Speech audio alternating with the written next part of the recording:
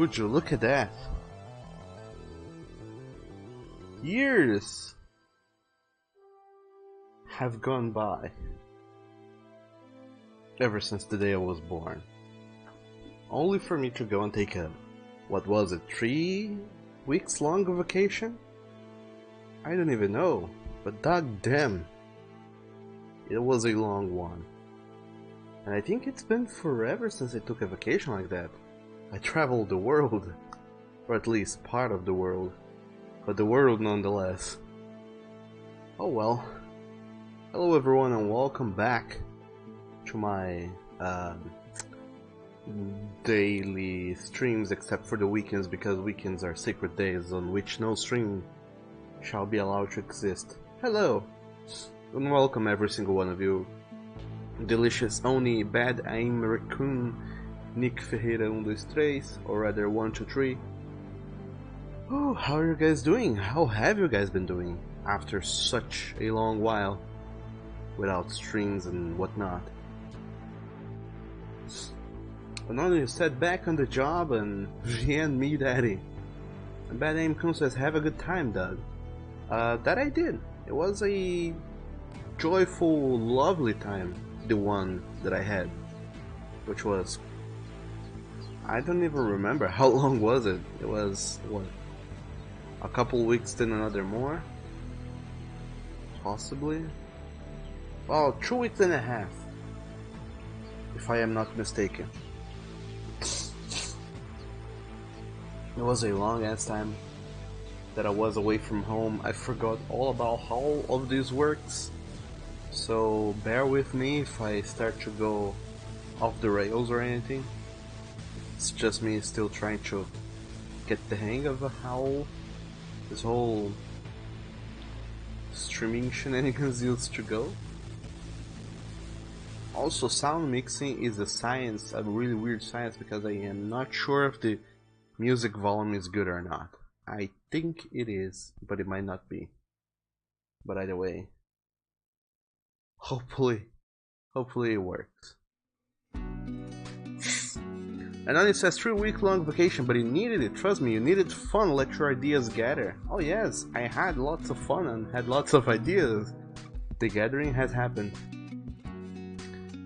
And I also learned a lot about the world. And also a lot about, you know, how little I know about the world. The entire idea was that we went to... Oh, I don't remember if I told you guys this. What were our vacation plans? We did a little road trip through South America. It started with a plan, but then 2 days in, our plan kinda went downhill, and then we had to readjust it. But the rest went very a-okay. But it was fun. It was really fun. And then after we came back, we had a week on the beach, just enjoying ourselves in the sun and the heat, the unbearable heat. Oh my god, it was so hot. But we tried to enjoy all of it, or as much of it as we could. And also, hello there, Tiger, Blue Tiger. How are you doing today? Hopefully you're doing good. And how have you guys been for this past 3 weeks? And what's up, Oni? You said you took 2 weeks, the week to get there for the vacation, then the other half to go to the beach. The world is a cure of misses. By the way, Doug, guess what? What? Oni, have you had a birthday during this time I have been away? I wouldn't know. I'm really bad at keeping dates, such as birthdays and whatnot. I used to be good at keeping dates, such as birthdays, when I had very little else going on with my life. But now I have a lot going on with my life, and by a lot I don't mean like, whoa, I'm the most popular kid on the school. I mean like, well, I have a job and I have bills to pay and stuff, so those are the dates I'm trying to keep track of. And when people get older.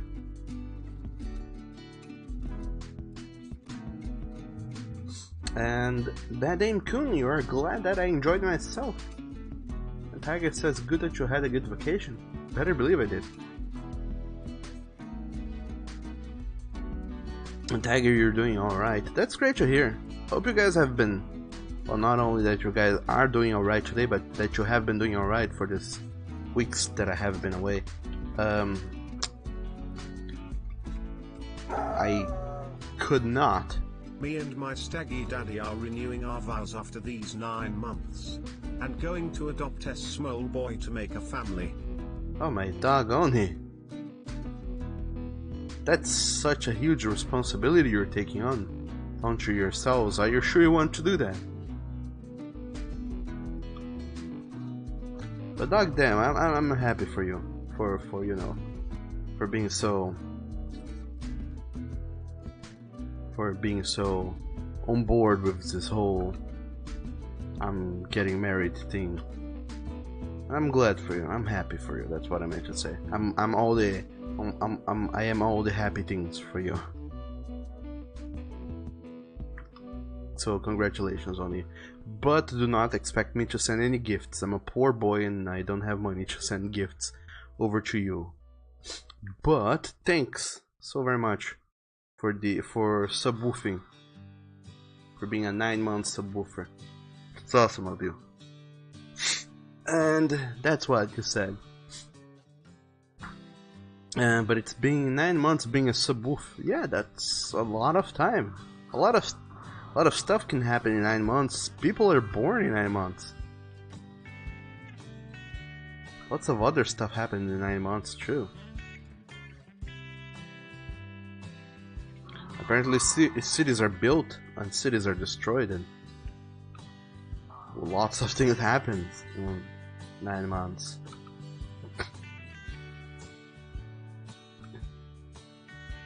And I think that will be happening in 9 months-ish is me finishing up the interdictor, because my dog, it's gonna take a while. And Bad Aim Kun says, Bork for you, Oni, so happy for you. Aww, everyone's happy for you. And then it says, just babysit for some time, dog. I cannot do that, Oni. I don't have the... I am not a responsible adult enough to go babysitting for people. I cannot do that. You will regret that decision if you go ahead with it. It's not a thing I can wholeheartedly promise to do. So you shouldn't trust me on with that sort of responsibility. No responsible adult would.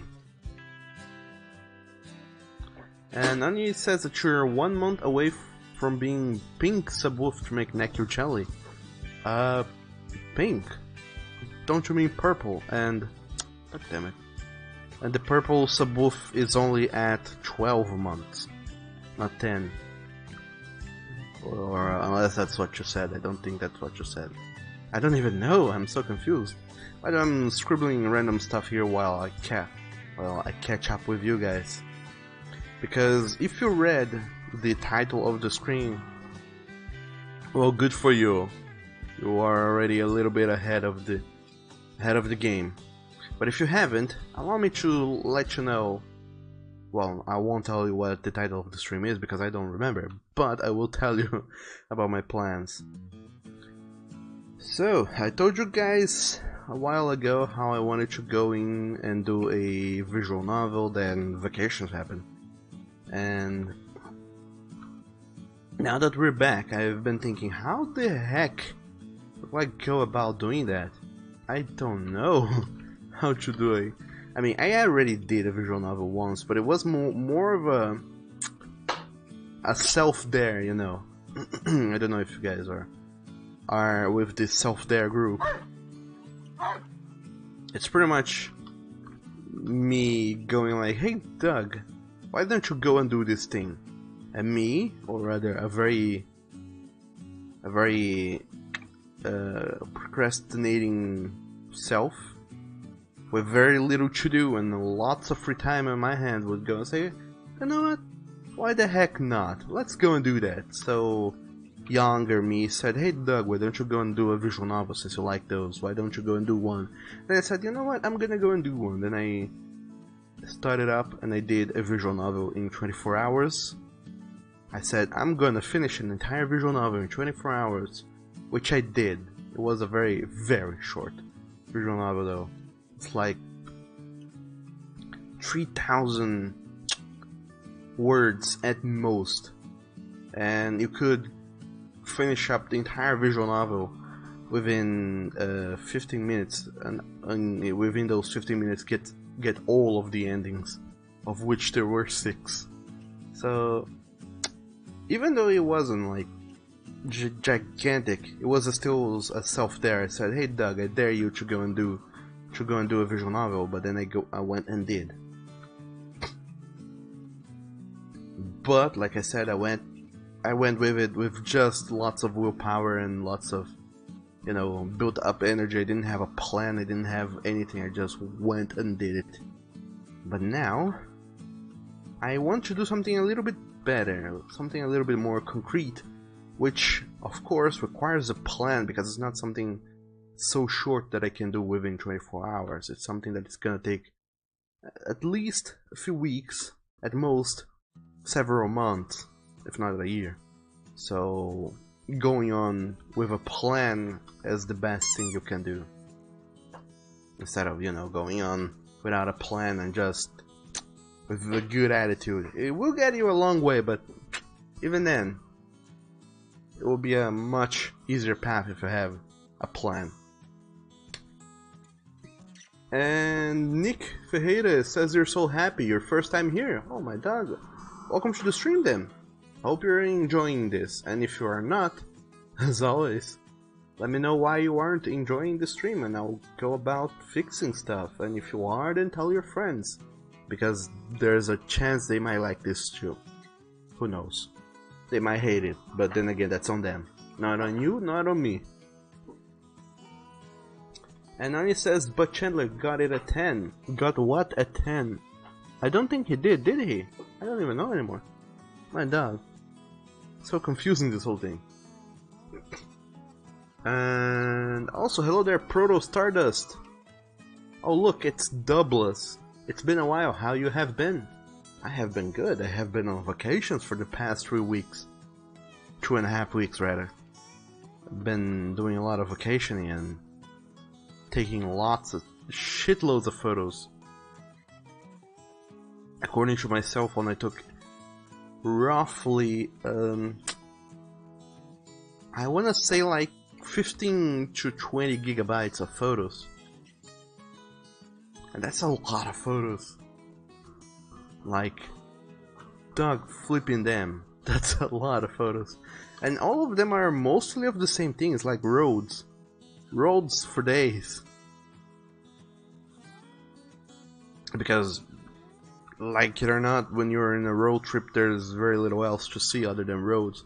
Except when you get into cities, but then it starts to bring so much concrete clusters that everything still looks the same. There's just a little few changes here and there. But, the roads are a very, very lonely, boring place. But I took lots of photos of them for whatever reason. I have not gone around posting those photos, but I have them. I'm gonna get myself what's the name of that thing? Blu-ray drive recorder. Blu-ray recorder drive, I don't even know. Get myself some blank Blu-ray discs. Then I'm gonna record all these photos and then mail it to whoever pays me $50 for the cost of materials and shipping and stuff. Then you're gonna get a disc with like 20 gigabytes of photos, or you can go cheap. I also do cheap, not everyone has to go and do the Blu-ray. Instead of recording one single Blu-ray with 20 gigabytes of photos, we can always split it into those 9 gigabytes DVDs, and we can do a pack with 2 or 3 of those, like 3 disc photos, part 1, 2 and 3.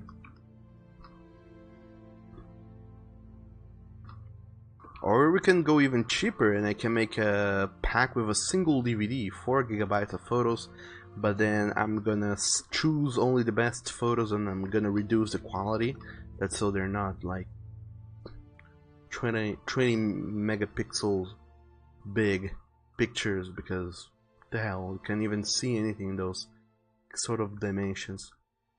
And reduce the quality, that's so we can make it into a single DVD.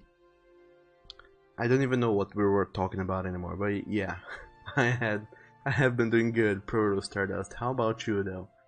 How have you been?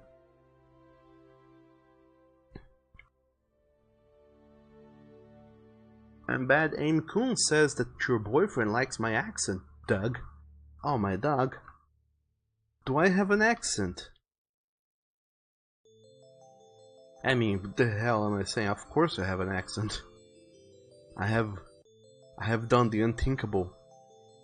I have gone back and rewatched my old videos and I said, oh my dog, that's how I sound like. Dog damn, why are people watching me? If I sound so horrible. And then I have been thinking, well, not only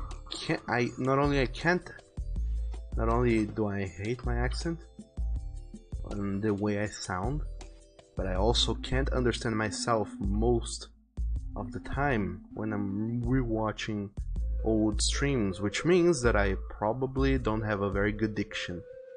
It's very hard to understand what the hell am I saying, which means I need to do something about that, but I don't know what. Someone had told me a long time ago that there's this thing you can do, like not necessarily a thing you do, but rather a medical professional you go to, and they help you with them, with your diction and stuff.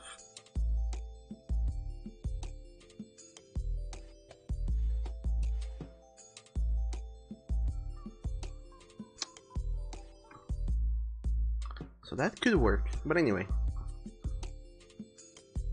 Proto says, vacations, how did it go? Were they fun? Where were you? And a damn lot of photos indeed aches. Yeah, it went pretty good. We went all the way to, what's it called? The place with the open fields. We went to Uruguay, then Argentina, then Chile, and then we went all the way back. It was a little adventure of its own. Wasn't like the most adventurous time of our lives, but it was pretty interesting. There's a lot of fun stories that happened throughout the way, but I enjoyed them very much. How about you, Proto? How have you been in this, I want to say like 3 months that we have not seen each other? Because I know it has been a while, but I don't think that 3 months have been it. I think it's been much longer since I last heard of you. Who knows even? Okay, so in the meantime I went and sketched this character here just for kicks. And Oni says, and have more points for the SFX. The Quantum Velvet says, morning, I got woken up by breaking wood. Breaking wood? The hell is breaking wood, Quantum Velvet? Also, welcome to the stream. How's it going? And Pro says, I'm good, thank you, Douglas. Haha. They mention your accent, try saying something in your mother tongue for a bit. And geesh, that habit of saying Douglas. Why? Where did I have it?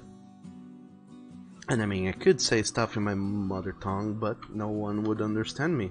Perhaps you would, but not everyone else. But then you guys would see my cracky accent and you would be like, what the hell? Douglas sounds like Douglas even when he's just speaking dog language.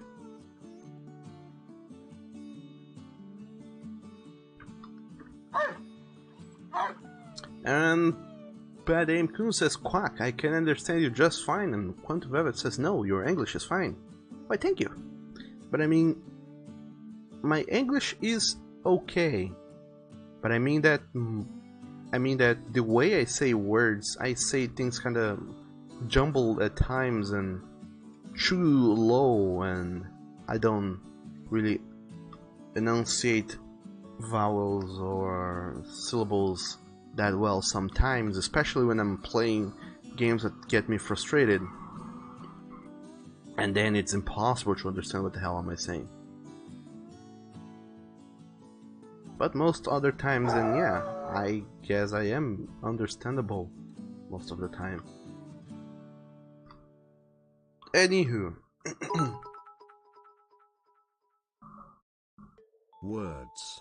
Oh, my dog Oni. Thanks for the bits and why you're doing me the bamboozling me with words. And Tiger says, yep, Dougal English is fine. Aw, thank you, Tiger. And Proto says, just let them hear your accent anyways. I don't think the hit yet mind. If anything, they find it funny. And then he says, it's fine, the accent is what makes people unique. And Proto says, 3 months. I wouldn't say that long, but well, 3 months has been the time I have had this flu. Away.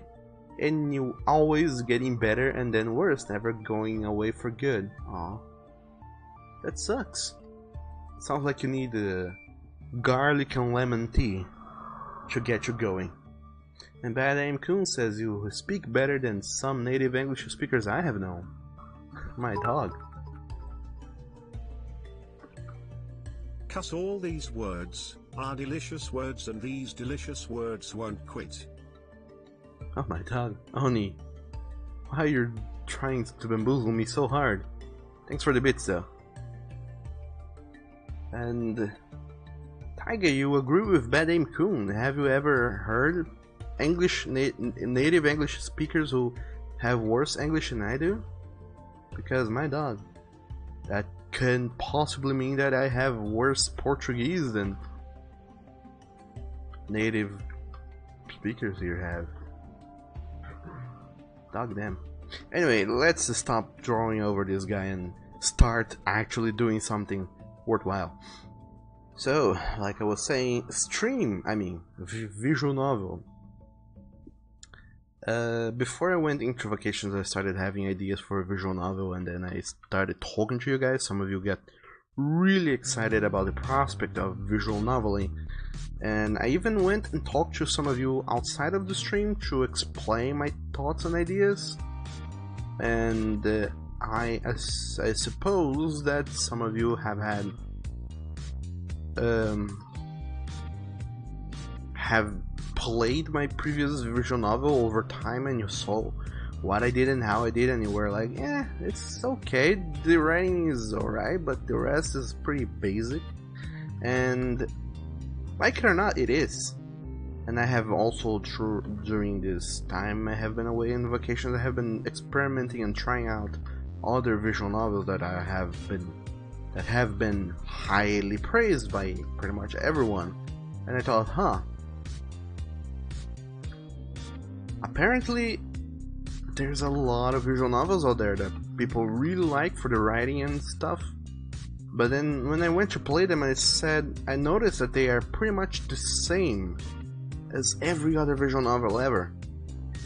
The static background and static images of the character with changes in expression and poses every now and then to accentuate action, like, well, not action but rather emotion, and then lines and lines and lines of dialogue and narrators. There's always a narrator of sorts, which is weird because it throws you off with the reading style every single time. And I thought, and one thing I noticed is that a lot of those visual novels are weird in a way because the person who writes it is not always the person who illustrates it.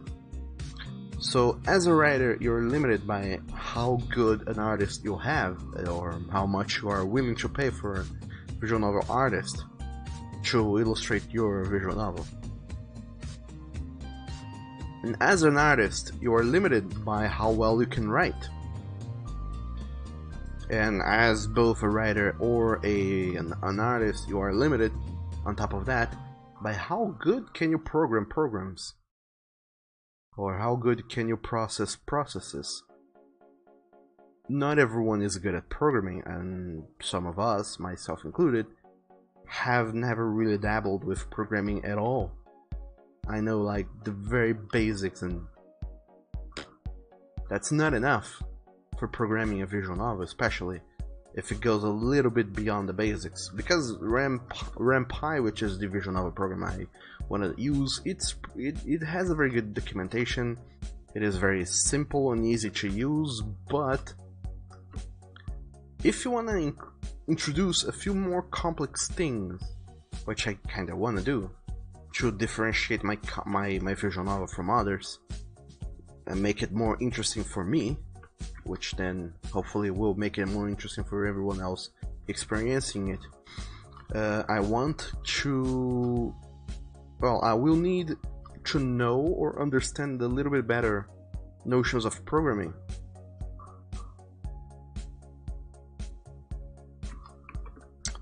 But one thing that I have noticed is that a lot of people, because they are writers, they can't really expect a lot of artwork from their artist. If the person is an artist, they can't expect, they will get thrown a lot of curveballs from their writers, and if either of those are not programmers, they might not know how to do some more advanced stuff on the visual novel engine, in which case they might begin with a more simple concept, and then as they learn about programming, they'll be like, oh, now I know how to do this and that and those things, but now I have gone and done months of working on this visual novel. I don't want to go back and redo all that stuff. So that's more or less where I wanted to go with this visual novel. I wanted to already start off on the right foot, so I don't have to go back eventually and redo a lot of stuff. But since I don't know also a lot about programming, I'm gonna rely on a lot of you guys to run the programming through me as I go and offer you my thoughts on concepts and designs. Because being both an artist and a writer, I know what I want it to be, what I want there to be in this visual novel, and I won't surprise myself with like throwing in some weird bit of writing or throwing in some weird bit of illustration. So those things are not gonna surprise me, and since I will do both of those, I think I can have a better synchronization when working with those things. I don't really know how to explain them. I'm going on circles. Let me read what you guys have said, and then I'll try and go back and explain that. And Proto, you said that yeah, accent is different from not speaking well a language. Accent is simply variance in the intonation. And Bad Aim Kun says that you live in New York City. Enough said. And Proto says, well, Douglas, to be fair, your Portuguese is Brazilian, isn't it? You actually believe Brazilian should be considered its very own language, no more, no less than Portuguese. Into a variance / accent / dialect, but its own self-language. I mean, I don't know. Theoretically, it is its own language, but we don't categorize it as its own language because it's so close to European Portuguese. But that's why we say there's European Portuguese and Brazilian Portuguese, because they are different, but not really. If you know one, you pretty much know the other, except that you are not like formally educated in that one. So unless you have a certificate or something that says that you know the other language, you can't really say that you know it. But anyway, what the hell am I talking about? Bad Aim Kun says, all languages can be like that, Proto. I heard extreme English and slang and understood none of it. And Pro says, the difference is bigger than American English versus British English. And Bad Aim Kun says, I'm sure my example is quite minor. You don't know much programming either, but you do know a couple of people. Oh boy, I do know a couple of people too. Proto says, at this point, and what recent changes to an attempt to band the two parts of the Portuguese language together, you already have a lot of differences that could be considered different languages. Each have their own expression, orthographies, Orthography, grammar, and words. I mean, nothing wrong with it. I just believe it would be much more practic and efficient to split them up at this day and age instead of putting them in the same bag. Maybe. And Tiger says no problem with the role. Doug, asking for help is good, I know. That's why I'm going to be doing that. And Pedro says, I swear, sometimes you had an easier time understanding Spanish people than a Brazilian person speaking fast. Oh no. Not us Brazilians. Okay, so I have sketched that character, but that has nothing to do with anything. So let me explain to you guys. Now is the time when we truly start talking about the visual novel for reals. Now. So before I had done a little concept of what I wanted the visual novel to be, and I showed it to a few people. I have since then had some thoughts on it. First and foremost is the fact that, you know, Rampai is an incredible little program. I don't even know how it is so good and so free. Like, holy shit. And one good thing about Rampai is that it allows you to export your visual novel shenanigans to Android, so people can enjoy your story on the go. So I had that in mind. If I'm gonna do this, it should be pleasant to read and watch and play on the go, on an Android phone or tablet or whatever, an Android device. Because not everyone's gonna be playing it on their computers. Most will, but anyway. And Quantum Velvet says, sorry, you're quiet. Still trying to wait up. Tea or white up. It's alright, Quantum. Take as much as you need. And we'll be here waiting for you. And also, Wolf Morning to you. So my thought was that first and foremost we need to have a little option button here at the corner, and it needs to be big enough that it can reach with your finger.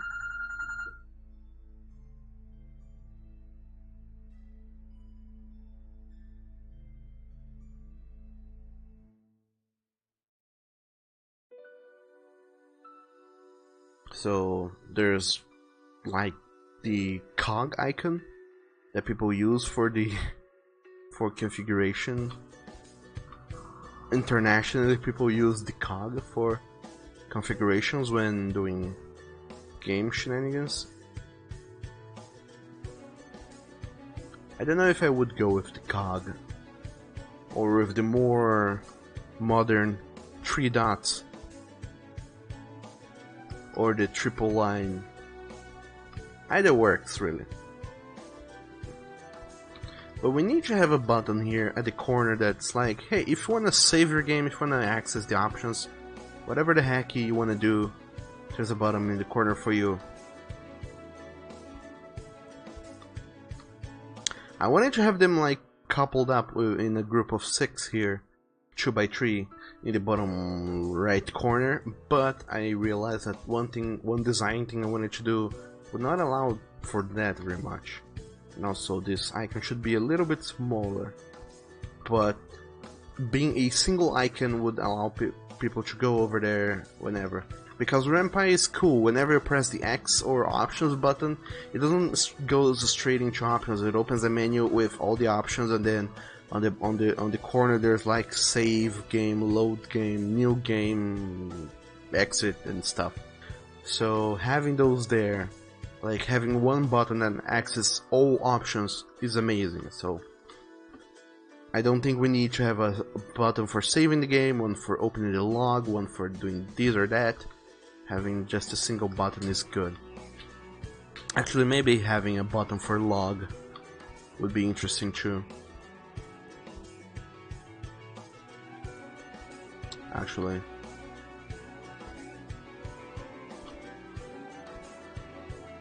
There you go, now I have a log.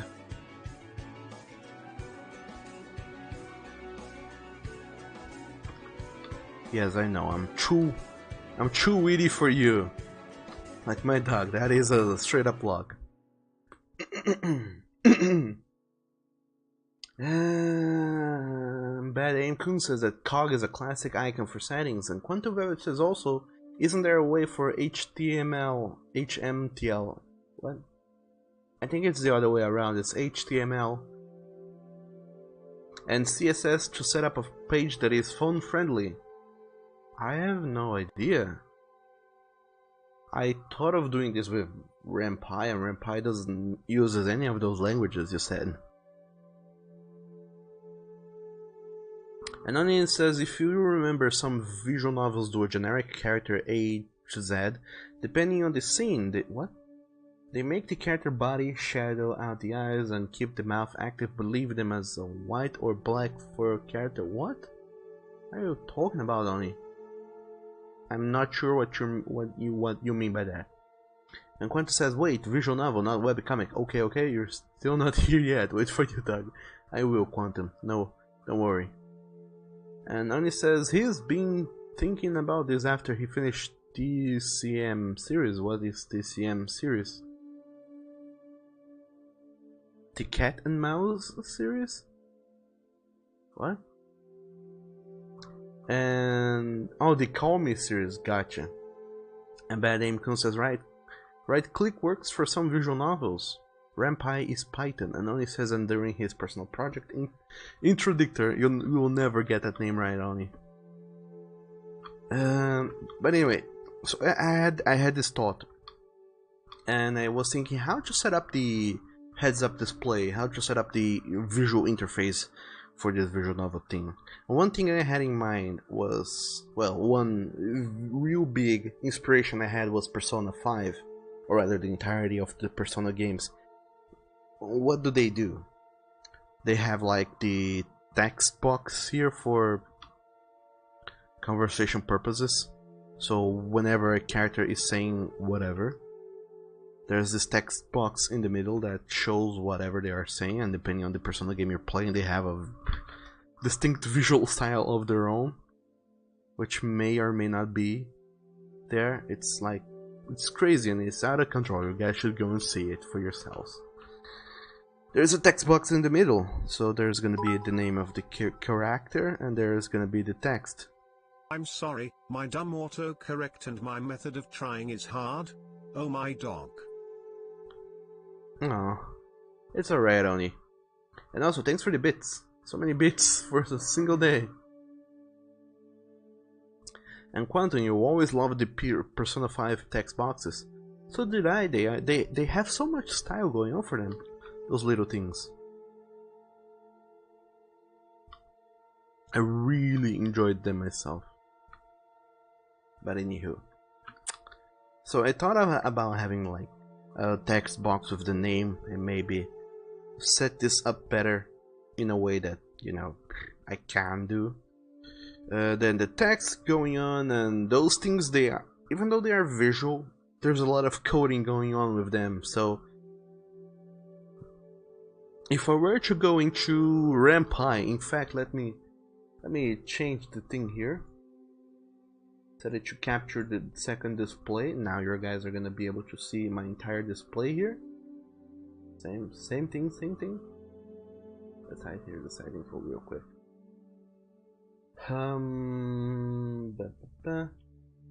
Alright, let's open up the RamPy folder. Once I can find it. Dog damn if I know where the hell is it. Okay, there we go. I found it. See, I'm a smart boy. I know where things go. And on it, you loved the Persona 3 HUD. Quanto says, good old Lauren Ipsum. I think it's Lauren, like with an L. But who knows even. At this point, it could be anything. Oh, look at that. We have two RamPys. So, oh, duck damn it. Duck whipping damn it. So there you have. What? Maybe I should just throw the display capture all the way up here. That way it's easier to see everything. So, RamPy, I went in and threw in this Call Me OSV, and there's nothing going on in here yet. But if we were into the I think it's gi.rpy is the script file for the visual interface, graphical interface. Would you look at that? It opens in its own text. My dog. Text editing. What the hell? Text editing software. I don't even know how this works. My dog, there's so much text going on here. I don't know any of this. So don't ask me to explain any of this. I cannot, for the life of me, tell what's going on here. But this is the text. It goes on and explains to you, hey, this is the text that will define the colors and the looks of your graphical interface. So we have here like, this is the color for the user interface, these are this, the text font, the text size, and everything else. What's gonna happen here? You don't have enough memory in the memory card, oh my dog. Of course I do. What the hell are you talking about, Oni? Thanks for the bits, by the way. So here they explain main and game menus, the images used for the main and game menus. So whenever you pause the game and open the main menus, these are the images it will load up. Dialogue and stuff, height, Y alignment and stuff. So all those things are in here, and it's a lot of code. It's not something like I can drag and drop and there you go. I will have to learn a little bit of coding to understand what the hell. Well, not necessarily understand coding, but I will need to have a little bit less graphical notion of what's going on and more of a logical notion of what's going on. Like, how big in numbers is the text box, where in the screen it is gonna be, and etc, etc. I'm gonna have to learn those things and do a lot of saving, testing and whatnot to work here. But as you can see, it's kinda simple. It's not like rocket engineering, but it's not straightforward. It takes a little digging and a little searching and a little learning, but it is possible, it is doable. Then this is the this is the option menu. There's other stuff going on here, but I don't think these are things you can see. It's more of in-game stuff, so let's not even fiddle with that. There's the screens and there's the script. The script is pretty much the game, where the game goes. Of course, though, I'm not gonna be doing a single file thing. I'm gonna be having, I think I'm gonna have one script file for each episode, and the game has this. My dog, why is this music louder than the others? What the hell? I'm gonna have one text file for each episode, each day, each scene. I don't know how I'm gonna write this, but if I can organize the text file in like chunks instead of having all the game file in a single script, in a single file, or if I can have all the game text in a single file, if I can avoid doing that, and I think performance and organizing is gonna be much better in the future. So, like I said, those things here, the box, where the text box, where these things here are gonna go, those things I will have to learn how to do in the file thing that I just showed you guys. So that's gonna take a while to figure it out. And Quantum says gotta download more RAM. Oh, you know, that's the perfect way to get some viruses in your computer. And also Mac Brio, Marcus, hello there, welcome to the stream. It's Mr. Doggo Douglas, Vacation Doggo is back at work and hi chat. Hello to you too, Marcus, how you doing? Welcome to the stream. We're talking about visual novel shenanigans. And like I was saying, one of my biggest inspirations for this is Persona 5 or Persona 4, Persona 3, all Persona games. A big 1 year woof to you, Douglas. Oh, my dog Marcus, thank you so very much for 1 year of subwoofing. My dog, what the hell even have I done to deserve 1 full year of support from you? I've done nothing worthwhile, but still. Thank you so very much, Marcus. So very much. And happy 1 year of being here with your canine friend, me. And I hope you have been enjoying the everything thus far. So I'm trying to find here on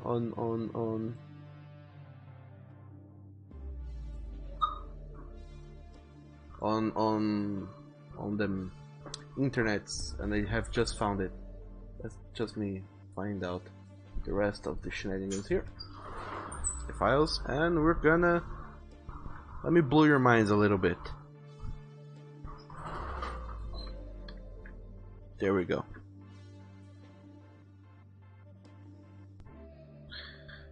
And also, my dog, what's going on? Watchdog, hello there, welcome to the stream. How's it going? Wolf morning to you. Wolf morning to everyone, in fact. Now, Marcus, you're doing fine, I hope you are too. I am. I'm super duper fine.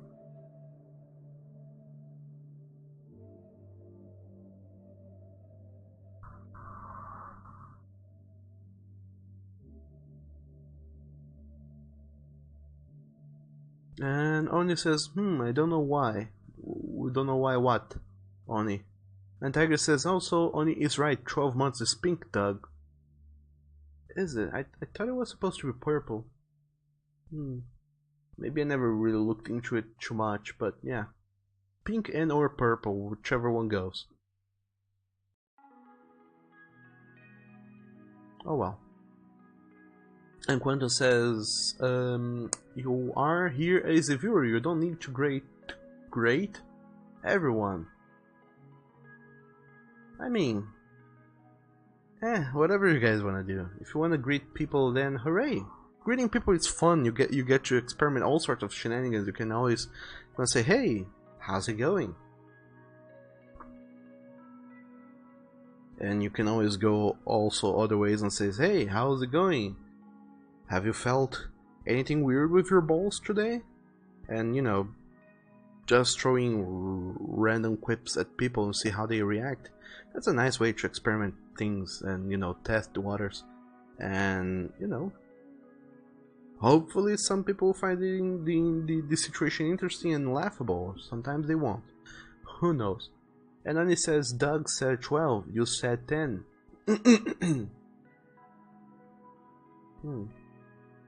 And Tiger says, oh, you bad, you missed that. And Watchdog says, how do you think you started? You are always welcoming regardless of status. That's mighty kind of you, Watchdog.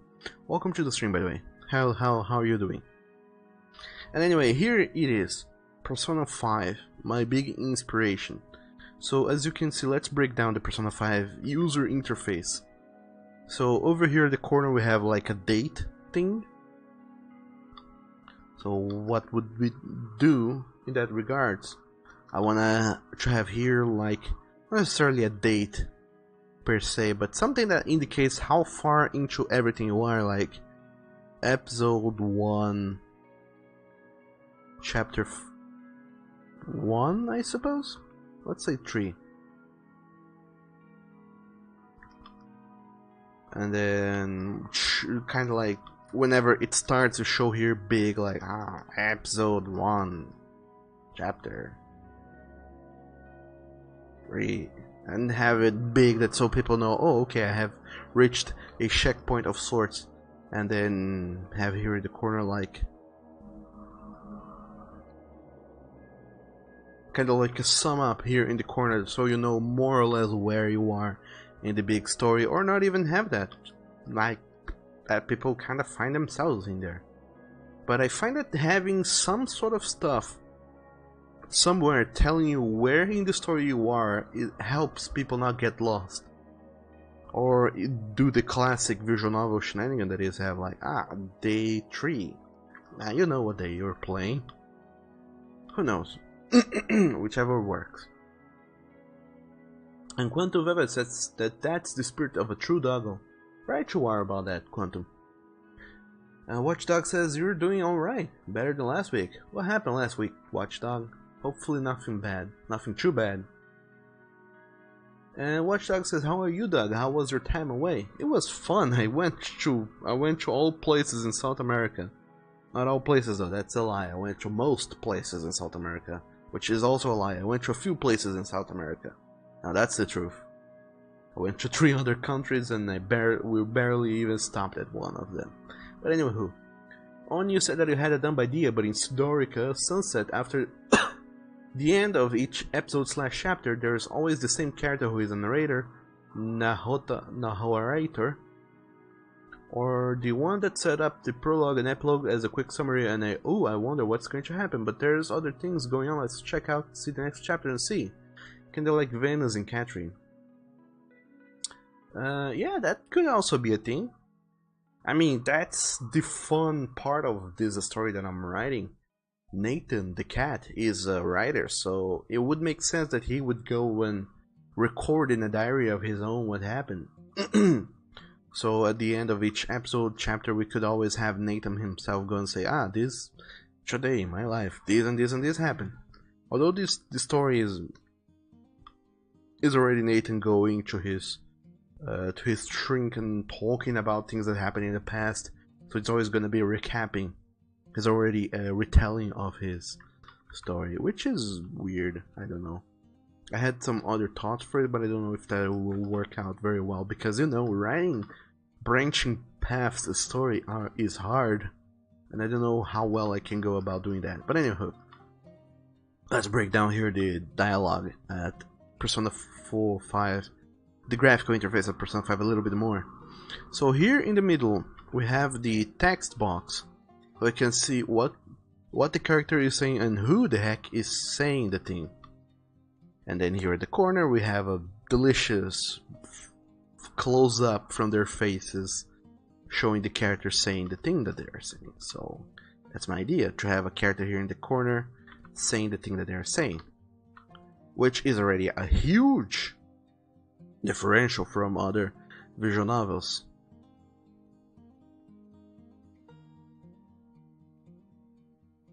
Because whatever furry visual novel we're gonna be seeing out there, it's always the basic. There's default background, let's call it the default BG for background. There's always a default background in the middle and in the back, and here in the middle, dead center in the middle, there's the character you're talking to, and then their name show up in here. And whenever a second character shows up, they slide to the corner. That's so you can see two characters. And normally they're so big that actually their heads lie like all the way up here. That's so you can see their entire body there.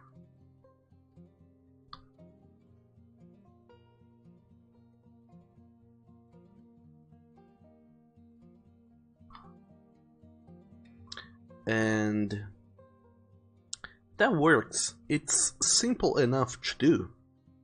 When you have characters in the middle and just a default background, that's easy and you can focus on story. And if you're a writer hiring an artist, it's less thing your artist is gonna have to do, which means less work they're gonna be doing, which means less money you are gonna be paying them to do. But since I am the artist, there's no reason for me to skimp on art.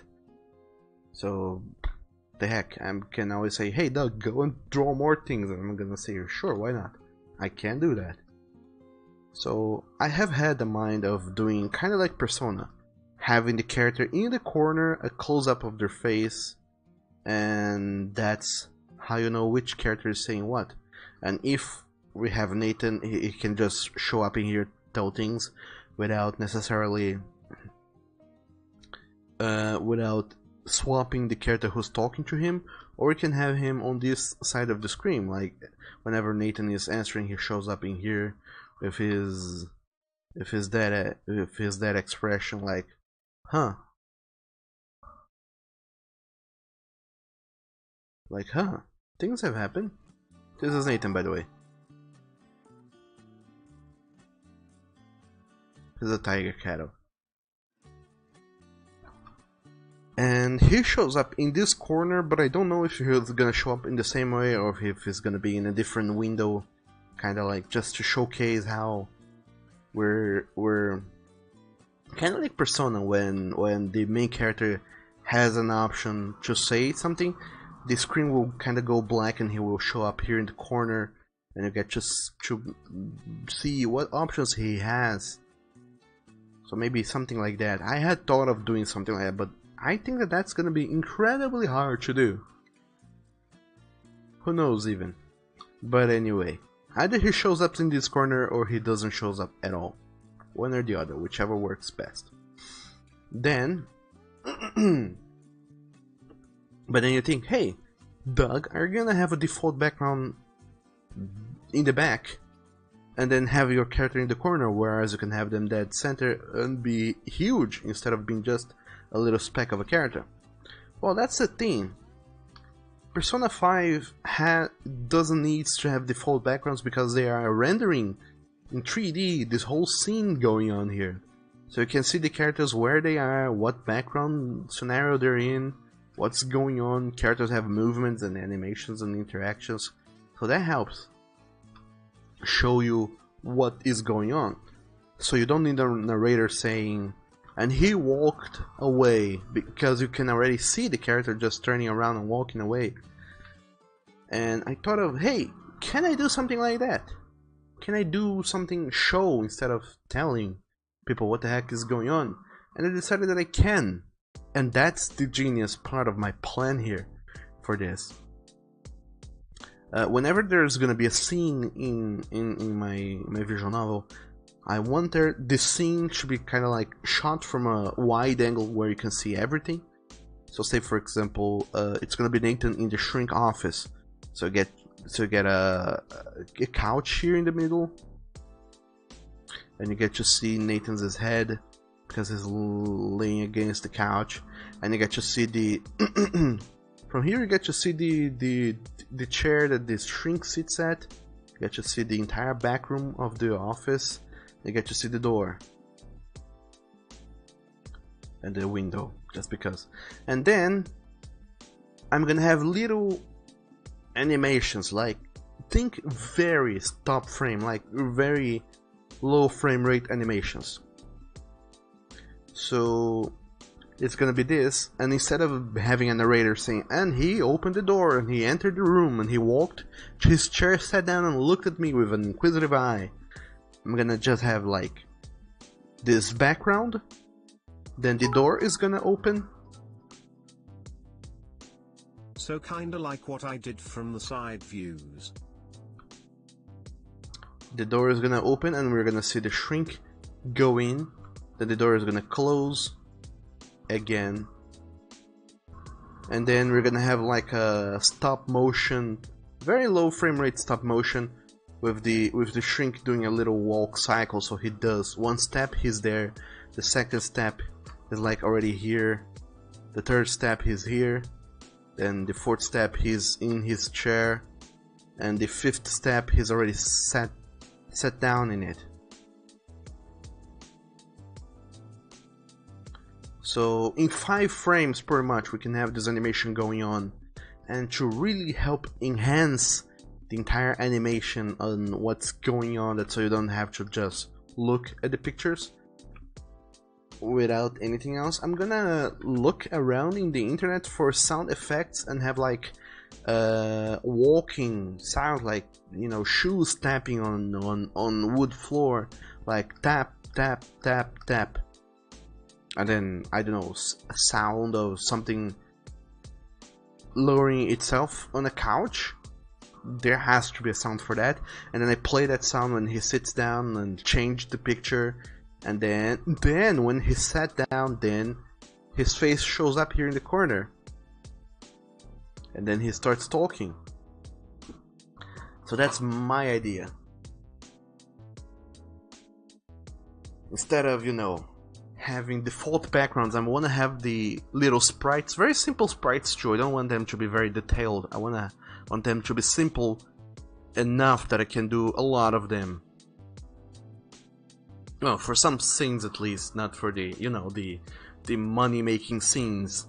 But for the simpler things, I think I thought about doing this. It will enhance the visuals of this visual novel so much that everyone's gonna be like, holy shit, this is awesome. And I don't remember ever seeing anyone else doing this. Not in the fur fandom, at least. So I think it's an interesting new idea that I can bring in that will, you know, really get me points with everyone. Besides, it's interesting enough that I want to do this, because if it was gonna be something like very basic and default-ish, I think, what's the fun though? I'm not breaking any new grounds. Except, you know, porting my story from a comic format to a visual novel format, but that's not here nor there. Also, hello there, Nathan. Welcome to the stream. How's it going? How have you been doing, by the way? Hopefully you have been doing good. And Watchdog says he was struggling with a fair bit of heartbreak all of last week.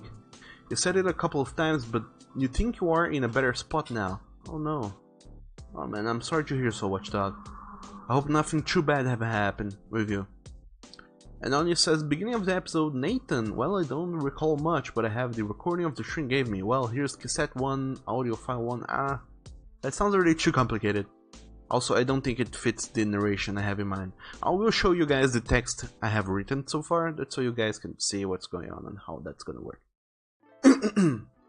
And Anya said, end of the episode, Nathan, so that's what happened. I could have done this differently and I help, so and so, but why do I feel I could have done something different? But now it's not the problem. Let's see in the next session I had. That's what you're thinking. It actually is good having Nathan be self-aware that of the things he could have done differently. It would really enhance the whole multiple choices thing a lot. I'm just not 100% sure yet of me writing a multiple choice thing. And Quantum says, oh, the cat looks lost. He isn't. It's just sad as always. And Quantum says, how stylized do you want? Do you think you want to make your VN? Not too much. I just want it to feel novel. Like, I want it to have new stuff that I have not seen myself going on over there, and that I know that I can do. I don't want it to be like super flashy, because that's complicated. I don't know how to do complicated stuff, and I don't think that there's too much complication we can do. I mean, some complication is more trouble. It's more effort that I'm putting in than the rewards I'm gonna be getting out of that. That's more or less what I'm going for.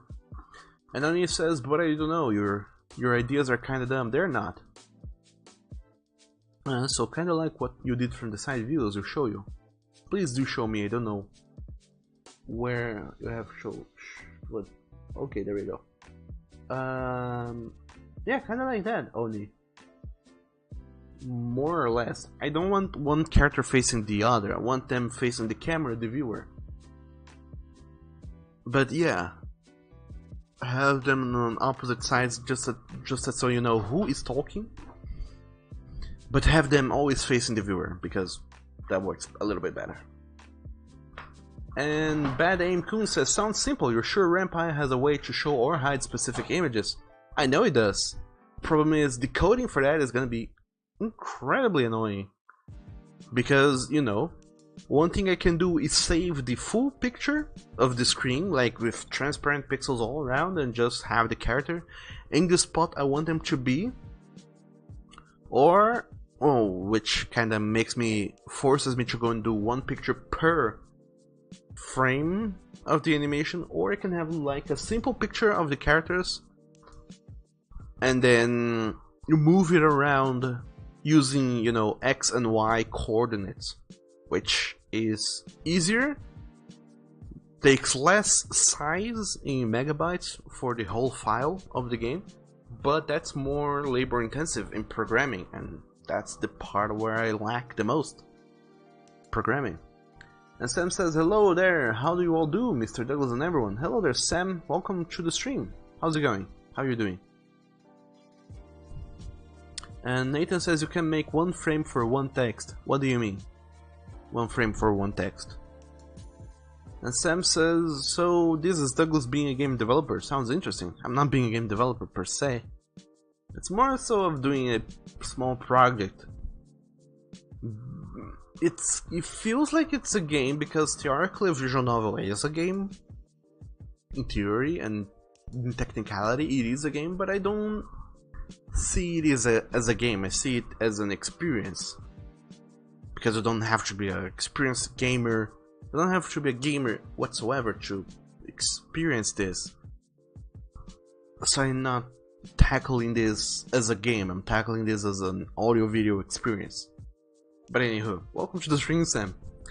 And Annie, you shared the drawing you had, thanks for that. And Nathan, you feel really sick right now, you feel really bad. Oh no, what happened? What's going on? What happened to you? Why do you feel so bad? So I'm gonna share now what I have written so far. By the way, this is the writer I'm using for writing the script of this visual novel thus far. Sorry for the font being a little bit too small. I don't know if I can increase the size of the visualization. Apparently I cannot. Which is kinda dumb. Oh no, I can. What do you know? Okay, this helps.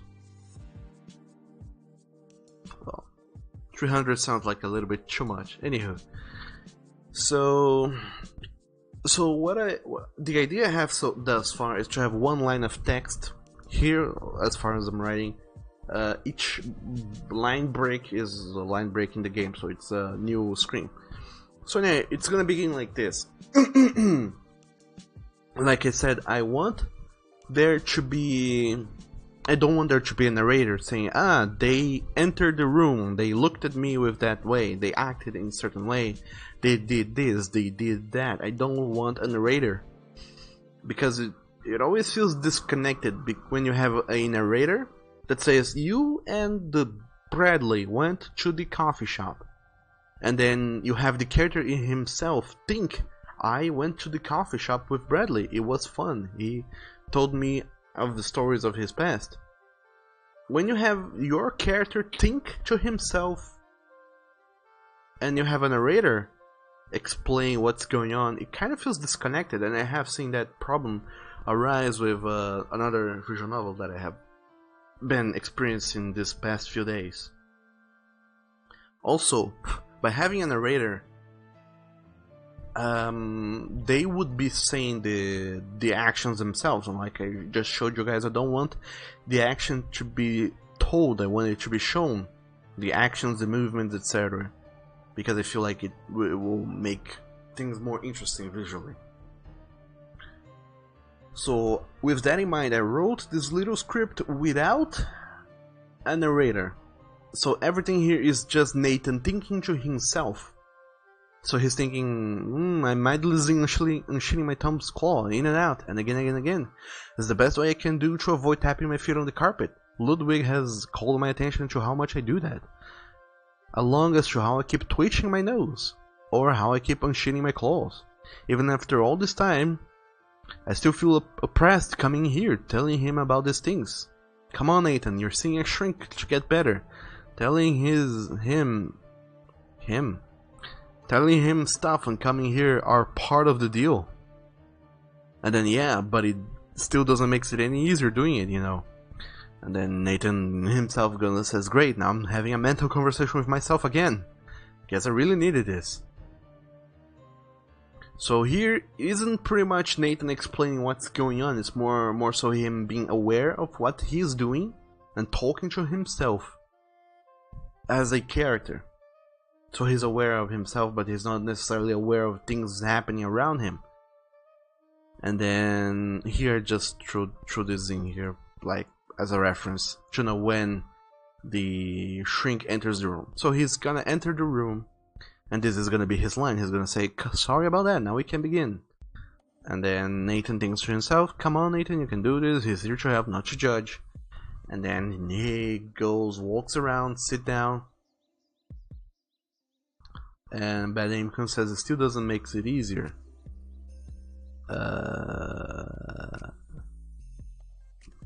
Remove as from makes, but it still doesn't make it any easier doing it. Okay, gotcha. Thanks, Bad Aim Kun. And then for the rest here is just them talking to one another. So Ludwig, the shrink, goes and says, "Welcome back, Nathan. It is our last session." How did I write this with so many mistakes? It's our last session today, and then by then, when this line here is happening, the shrink we're doing that animation thing I talked about. So the shrink is at the door, then he takes 1, 2, 3, 4 steps, then he sits down, and you will have little image changes doing that. So what I think is having the background as a individual file, and then having each frame of the shrink be in a file of itself, so I can repeat those as needed and change the position and whatnot. That so if the character needs to walk up and do whatever else, again, it's easy to do. Anywho, and then they start talking, and I'm just gonna read here just a little bit until we get to the first choice. It's gonna be like the shrink Ludwig is gonna be, "Welcome back, Nathan. It's been what, a bit more than 8 months since we have begun. Since the first time you showed here, you were completely different to the Nathan that's here today. Much more anxious, less in touch with her feelings, still a bit quiet, but that's a different matter altogether. So Nathan, how do you feel after these many months of coming here?" And then Nathan goes, "Well, I suppose I feel better, definitely better than before. I also feel a bit more in control, you know, like as if I was finally making choices for myself in a way." Just a little nod to the fact that this is a visual novel. little Easter egg, if you will. "Does it make any sense?" says Nathan, and Ludwig goes, "Of course it does. Being in control of yourself is part of a good mental health. It doesn't come easy, nor is it constant. But I'm glad you feel that way. Proud even." And then Nathan thinks to himself, "Proud? What? Really?" And then Ludwig goes, "So Nathan, as you know, we have a set number of sessions scheduled for the both of us. Unfortunately, as you well know, we have some schedule problems and had to keep postponing our appointments, and in a weird set of events we ended having a bit more than a month in between our last session and this one. You will have a lot to fill me in for what happened with you in these past few weeks. Have you done any of the homework we've discussed? Have you gone out for walks like I said?" And then Nathan's gonna think to himself, "No, not at all. I mean, I went out, but not purposefully on walks just for the sake of it. I don't think he'll consider those, though." And then you have the options of lying to him and of being honest to him, and which each will follow their own path. And I'm still thinking if I'm gonna keep these choices, being truthful or not to the shrink, because I don't know how to write that into the ending. I thought of, having Nathan be honest or not with his shrink, changing the ending of the story, like the final ending, but I don't know how to make that happen yet. So that's a little bit more thinking I'm gonna be doing when I go back to write this thing. And then whichever choice to do, they talk a little bit about that, and then comes down to here, and then the shrink goes, "And what about your blog journal? Are you still writing it?" Also, I wrote this in a way that that no matter which choice you make, it always flows naturally into this next part here of the conversation. "Are you still writing your journal?" And then Nate goes, "Yes, I have to. No, what?"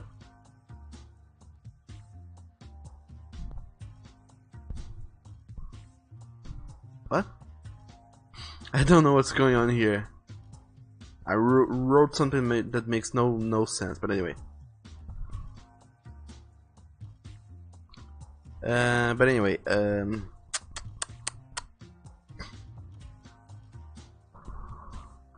I don't know if this is a choice I chose to keep, but anyway, they talk a little bit, and then Nathan shows the story he wrote for Call Me Yours, which is him and Wallace together. Then we have a recall of Call Me Yours Part 1, so I'm gonna do this, I'm gonna cheese it up. I'm gonna just cut the panels from the comic and paste it here, that's so you guys can go through them in a novel format. And then Ludwig goes, I see, have you written the second part? And Nate says, yeah, I have, but I didn't post it and I don't have it on me. And then Ludwig is like, well, can you tell me what happened? And Nathan, sure, I can. And then Ludwig goes, unlike we discussed previously, try not to leave anything out. Any details or events that might make you uncomfortable, try to keep them in. We're here to work that too. You're speaking openly about things without feeling the need to hide them. What happened after you two kissed at the end of Call Me Yours? And then Nate goes, well, me and Wallace were well. Before that we had agreed on spending the night there, and I did. And then we start the flashback, which is Nathan and Wallace being together at the end of Call Me Yours. And then I have written a little bit more here on what happened. I'm not gonna show that to you guys, that's the spoilers. And during this memory of what happened, since Nathan is telling the story there, what I'm gonna have go on is that Nathan will be able to make choices that will affect how the story goes. So what happened after Nathan and Wallace kissed, which direction things went, and afterwards more things will go down, because you know how much I love writing conflict into my stories. And then at the end we will go back to the shrink's office and it's gonna be like, hey, we're back, so... And then it ended that way, and then the shrink is gonna make a question, ask something, and you're gonna be truthful, be honest, or lie to him again. And then through, I don't know, the magic of logic, we're gonna make that choose an ending for you at the very ending of the game after we go through several chapters, because this is chapter number 1. And with how much we can do in visual novel, I can tell so much more story with so very little images. I can tell a lot more story than I could before, so I want to go a little bit extra with this. So my plan is to finish up the first chapter, post it on Patreon, see how people react to it, and then if reactions are good, we're gonna go back and do the other chapters and see how people react to those. But I want to fully and completely finish one entire episode, like the entire chapter. I want it to be finished, that's how you can play it all the way through, have decisions, and then next time, on the next episode, we will pick up from where the previous episode left off.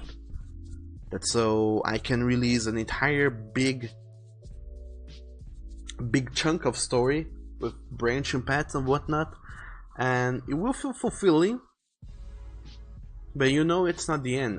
It will give me time to write the next part, and it will follow Nathan's story instead of being like other furry visual novels that we have been seeing all over the place, where you kind of choose a character to date and then you start dating them. But you guys probably know the visual novels that do this. Some have like, hey, with character, I don't know, with John, there's 9 days that the writer have gone and done for John's path of the story, but for I don't know, Chris. For Chris's side of the story, has been 25 days of writing done. So if you decide to go with John, well, after 9 days, that's it. There's nothing else written anymore. But if you go with Chris, my dog, you're gonna have 25 days of content to go through. And I don't want that. This kind of... There's more content if you go one route than if you go the other. I want to have it all go follow kind of a linear story, but with branching options here and there, but they will end at the same spot no matter which choice you make, or not necessarily at the same spot, but more or less at the same time. That's so we don't have this thing of one route is much longer than the other in just early access to shenanigans. That's my idea thus far. And Nathan, you said it is some kind of virus. You do not think you was ever so sick in your adult life? Oh no. Make sure just to keep hydrated. Drink lots of water, and whatever it is that you have, if it persists for over a week, it's time to go to the doctor. But I suppose that you do know that already. And Sam says you're okay, but you got so mad today. You know when people say that you shouldn't let your feelings interfere with your work or school life? Yeah, what about it, Sam? What happened to you today? And also, hello there, Nick Ferreira. Hello, what is up? What's going on? And Bad Aim Kun says, would the shrink be an option for a date or something? Maybe the truth/lies can help with that. In a way like D books, you stick to one path the whole way till you reach a part where you can change it or keep going right. And I don't know, Bad Aim Kun, if the shrink is going to be a dateable option. I mean, a lot of people have been hinting at that and wanting that or suggesting that, but I don't think that that's a thing I want to include here in this book. It's kind of, you know, even though my books are not 100% realistic, I still like to keep a sense of realism in there. And having a shrink that suddenly goes like, "Hey, I know you're my patient, but I have the hots for you," and then they start banging. That's so very unprofessional, and would not happen in real life at most circumstances. So I don't think that would happen. I don't want to write that option there. And also, well, not gonna talk too much about stuff lest I go and spoil it. And then it says, Doug, so much spoilers. I'm Mike Entropy. Hello there. Welcome back into the stream. It's been quite a while since I've seen you. How are you doing? You said that getting to reuse the sprites is really time saving. It is. Dog damn if it is. That's my idea, in fact. Is to reuse as many sprites as I can to avoid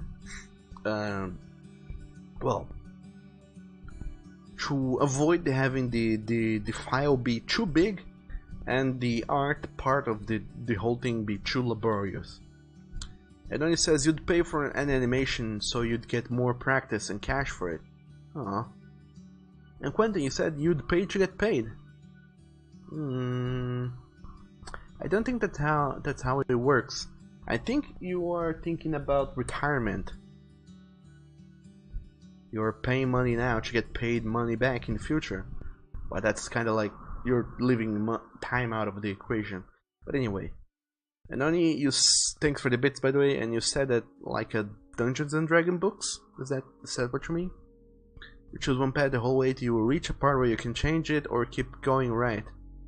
Yeah, more or less. I want, like here, let me illustrate to you guys.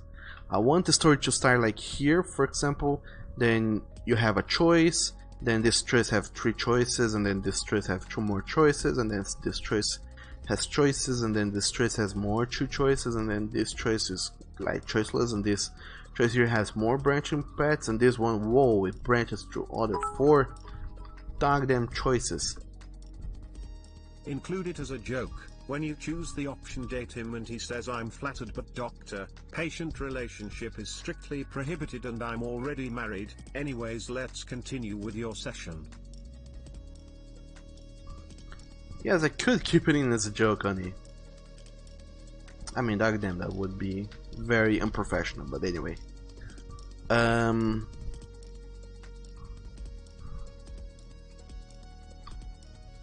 Okay, so here we have a choice here, 3 choices here, 2 choices here, 4 choices here, 2 choices here, 2 choices here, 2 choices here. So as the game goes on, well, as the story goes on, you have choices and experiences and a lot of paths and whatnot. But when you get to this point here, everything converges.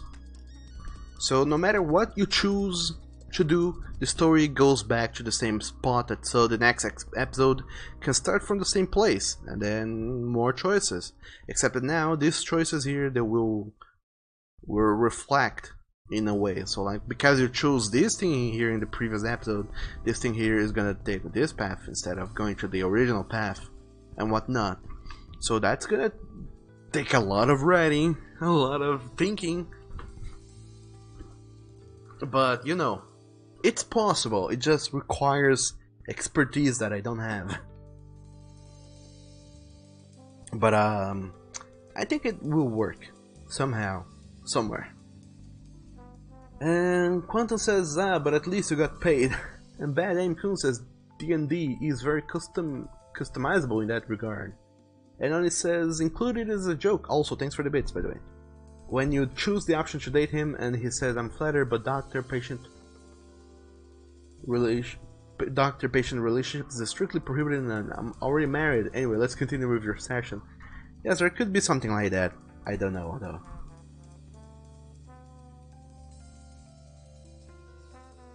You know, maybe I will include that, Oni. I like that idea.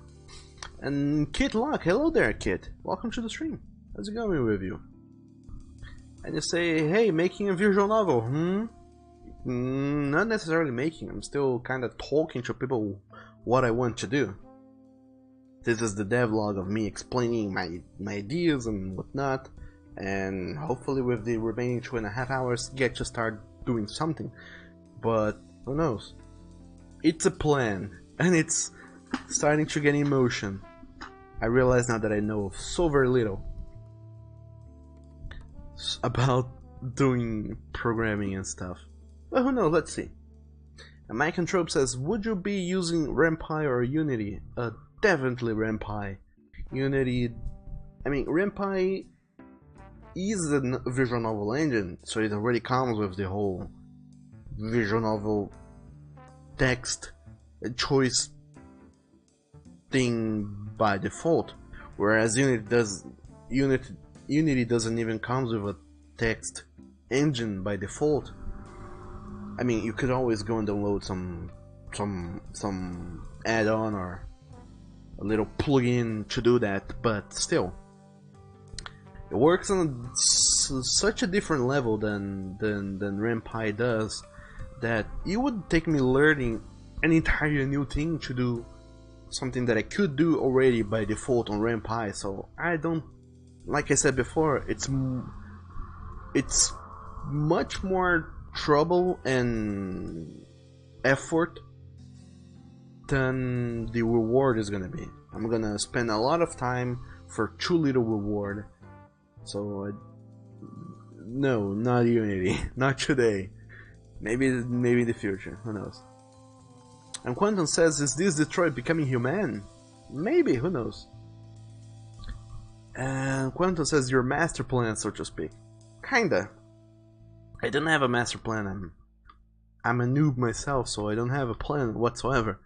This is the purpose of this stream, to explain to you guys my plan, that so you guys can start pointing problems and say, hey, Doug, you fuckface, that won't work. That is a stupid idea and you should give up.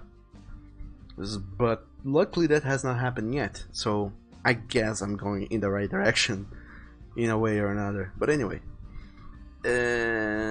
Mike and Trope says there is a Unity plugin called Fungus that has a visual scripting system. Yes, I have seen that. Nathan has told us about that, but you know, it's still kind of. I still have to go and learn all of Unity. Whereas here I can just go and learn RenPy, so either way I'm gonna have to learn one or the other. But I think that RenPy is gonna be more friendly on everyone else, because the file that it's gonna generate, it's much smaller than whatever size file Unity is gonna generate. I think the default smallest size for a game Unity generates is like 130 megabytes. No matter if your game is Pac-Man, it's gonna generate 130 megabytes of files. Because Unity needs it to be exported with a pack of resources and shit that occupies so much space on people's computer. So that's why I'm gonna go with RampI along with all the other reasons. Anywho, 2 other things I didn't tell that I forgot that is part of my master plan. Or not. One thing is here, well, let me go back to the script. So, like I showed here, characters are gonna have lines, they're gonna be saying stuff. Whenever they say stuff, I want... That's a small problem with, you know... Oh boy, I can't show this file here on there. You guys are gonna see things you should not be seeing. Namely, all sorts of porns I keep in my computer. You shouldn't be able to see those things. So here, what do we have here? My dog. It's an animation file. Holy hecky. So whenever a character has whatever going on, I want there to be an animation. Like I said, this is sprites that show here in the bottom left corner. I want them to be animated. So I have gone and done little animations. So they're not anything like my dog. It's groundbreaking and holy shit, this is amazing. But it's simple enough that will keep things a little bit more interesting than just, you know, than your default visual novel game without animations.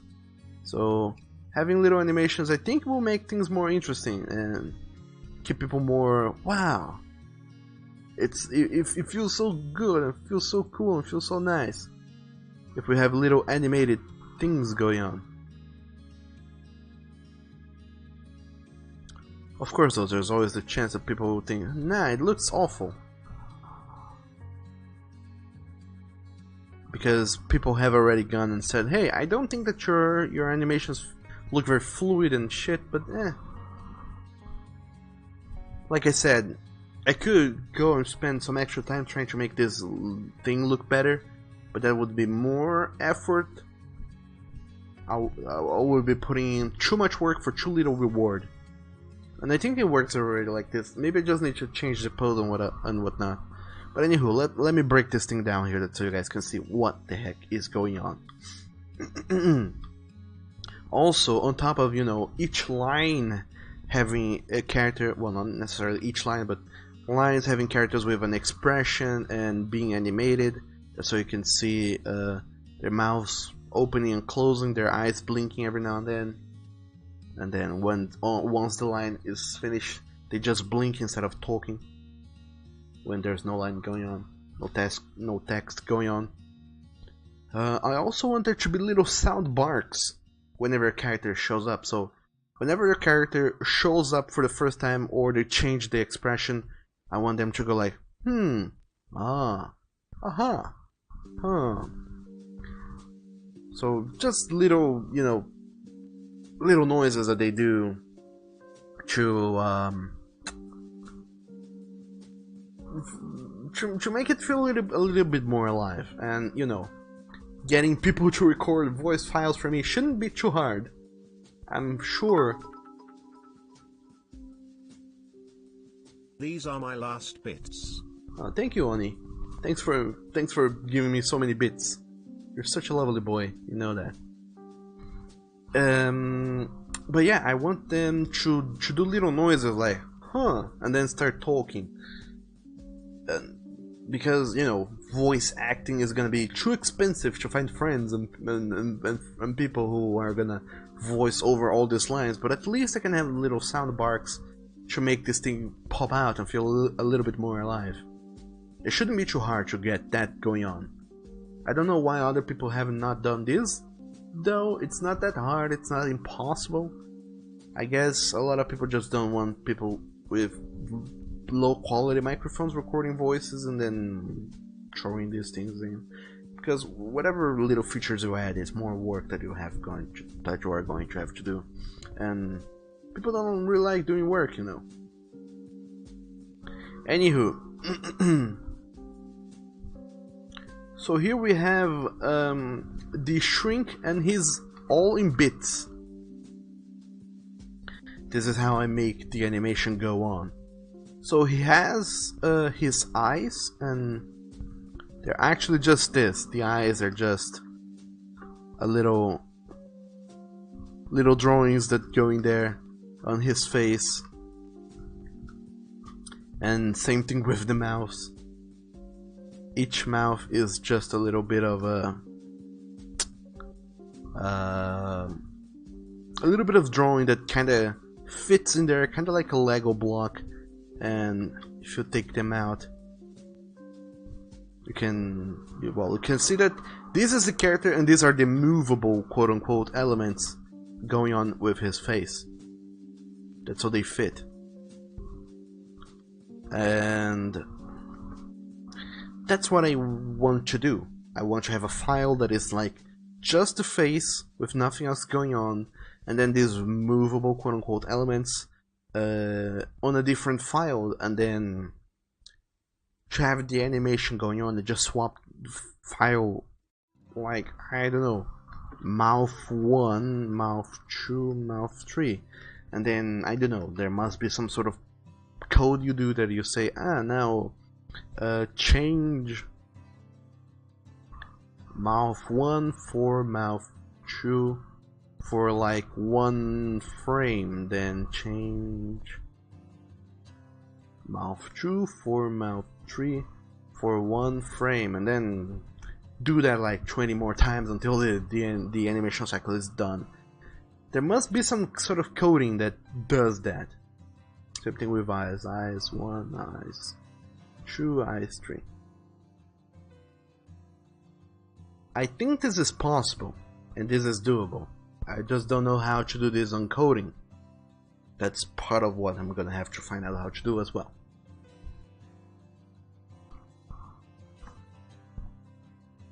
And Oni, you got a dumb idea for true bad ending. What do you mean? And Nick Ferreira says, this looks so nice, you loved it. Oh, thank you. And Macantrope says, visual scripting is a lot easier for artist folks to learn how to program light games. What? Visual scripting, what do you mean? And Nathan says, there is a Tyranno Builder. I think it's the best visual novel engine right now. And then it says, the true bad ending where Nathan skips out his therapy and Nathan turns from modest boy to zero care in the world.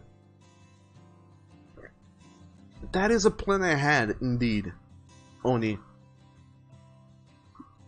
My idea originally was like, if Nathan always lies to his shrink, or at least if more than half of the times he interacts with his shrink, he lies to him, at the end he's gonna be like, well, I went to therapy, but I ended up lying to my shrink so much, so why would I bother going to therapy anymore? So he just quits altogether therapy and never goes back again.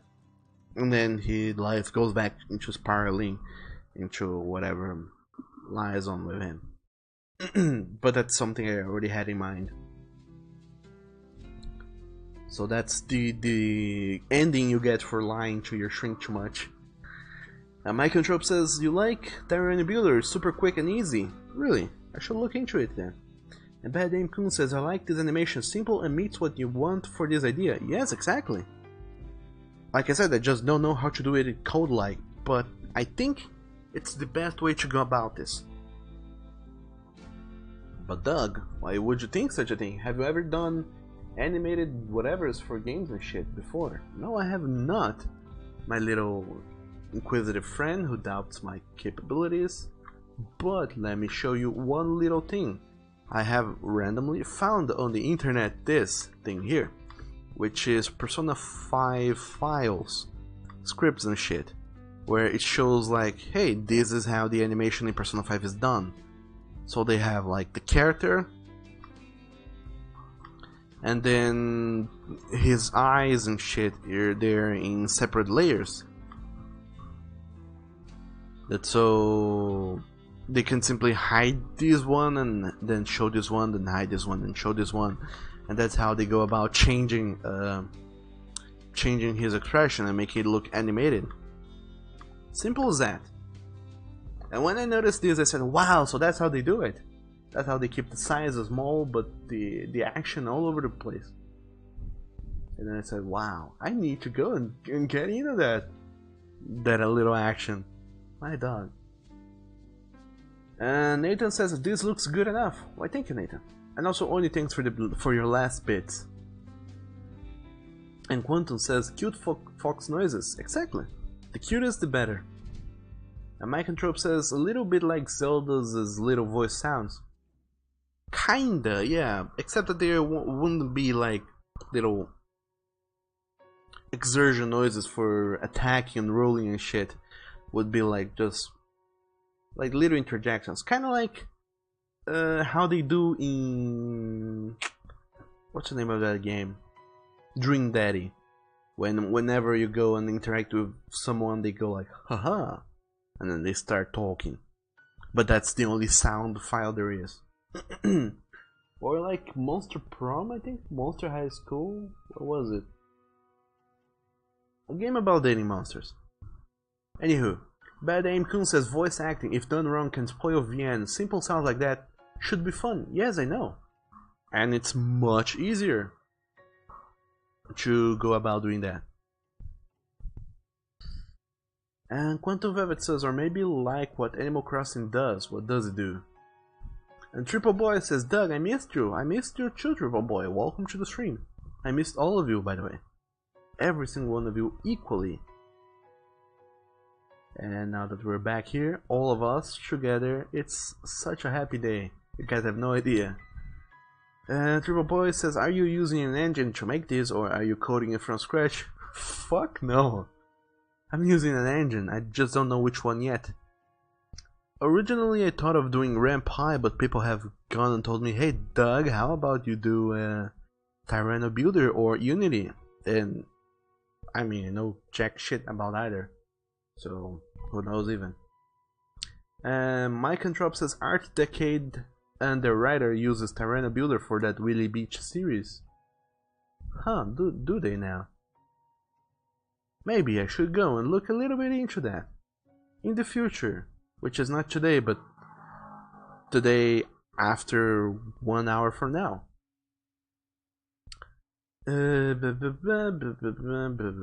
Micanthrope also says that Dream Daddy used Fungus plus Unity, or rather Unity with the Fungus add-on. Huh. Well, who knows even.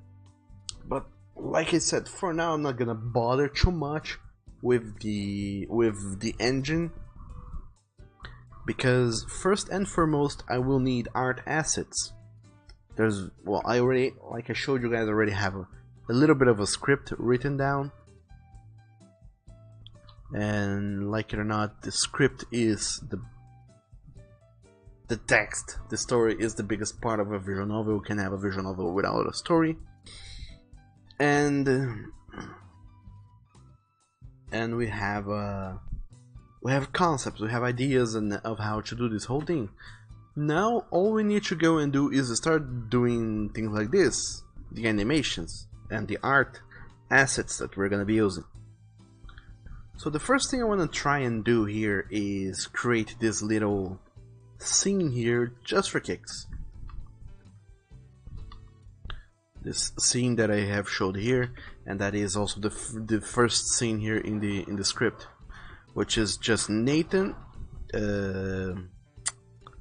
in the shrink office. He's there waiting for his shrink, which then shows up. Then they talk for a little bit, then there's some choices, and then it's time for flashback. So what are we going to need? Let's go and organize that in a little bit. A little bit more organized file. Because why not? So one thing I know for sure I cannot do right now is the box, the text box for, you know, the dialogue. I don't know how to edit it, that, so I'm not gonna bother with that right away. I will though bother with doing the shrink here in the corner with 3 expressions. I'm gonna go and have to rewrite the. I'm gonna have to reread the script and see what sort of expressions he has. But I think he has his like neutral smile, kind of like a soothing smile of I'm talking to you, trying to empathize and shit. And then he's gonna have a serious look. And then he's also gonna have a more like a little slightly happy. I don't know how to write slightly. Slightly. I hope it goes like that. GHTLY. Slightly happy. I hope to dog that this is how you write slightly. So these are the shrink's 3 expressions.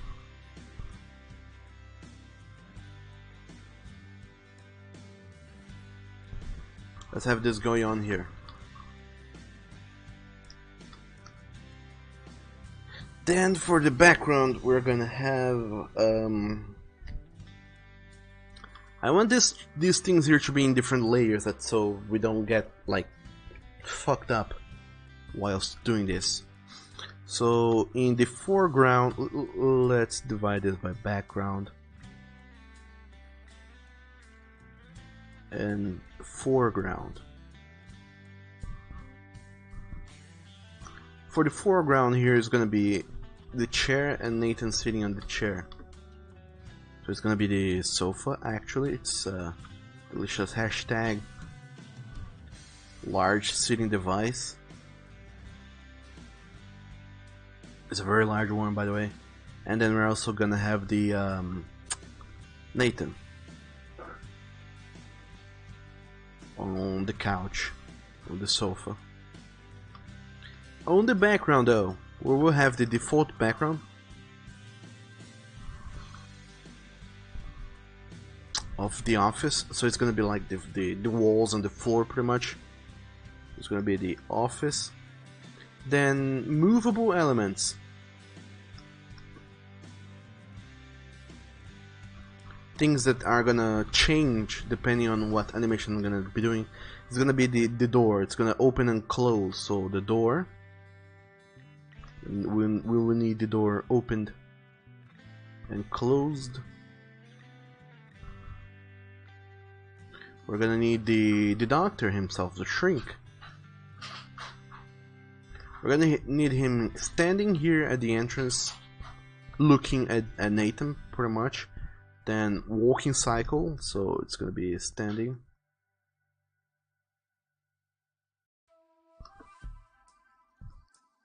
Walking 1 and 2. Why 1 and 2, you might wonder? Because the way he's gonna be walking is like he's gonna be walking towards the left leg in front, then another one that is the same thing except that it's right leg in front. And then we're just gonna change these two pictures, and it's gonna look like he's walking. Not even gonna do not even gonna bother with doing a picture with him just standing there. There's no need for that. And just 2 pictures already shows a lot of motion. Much more motion than one stock picture would. And then the shrink sat down.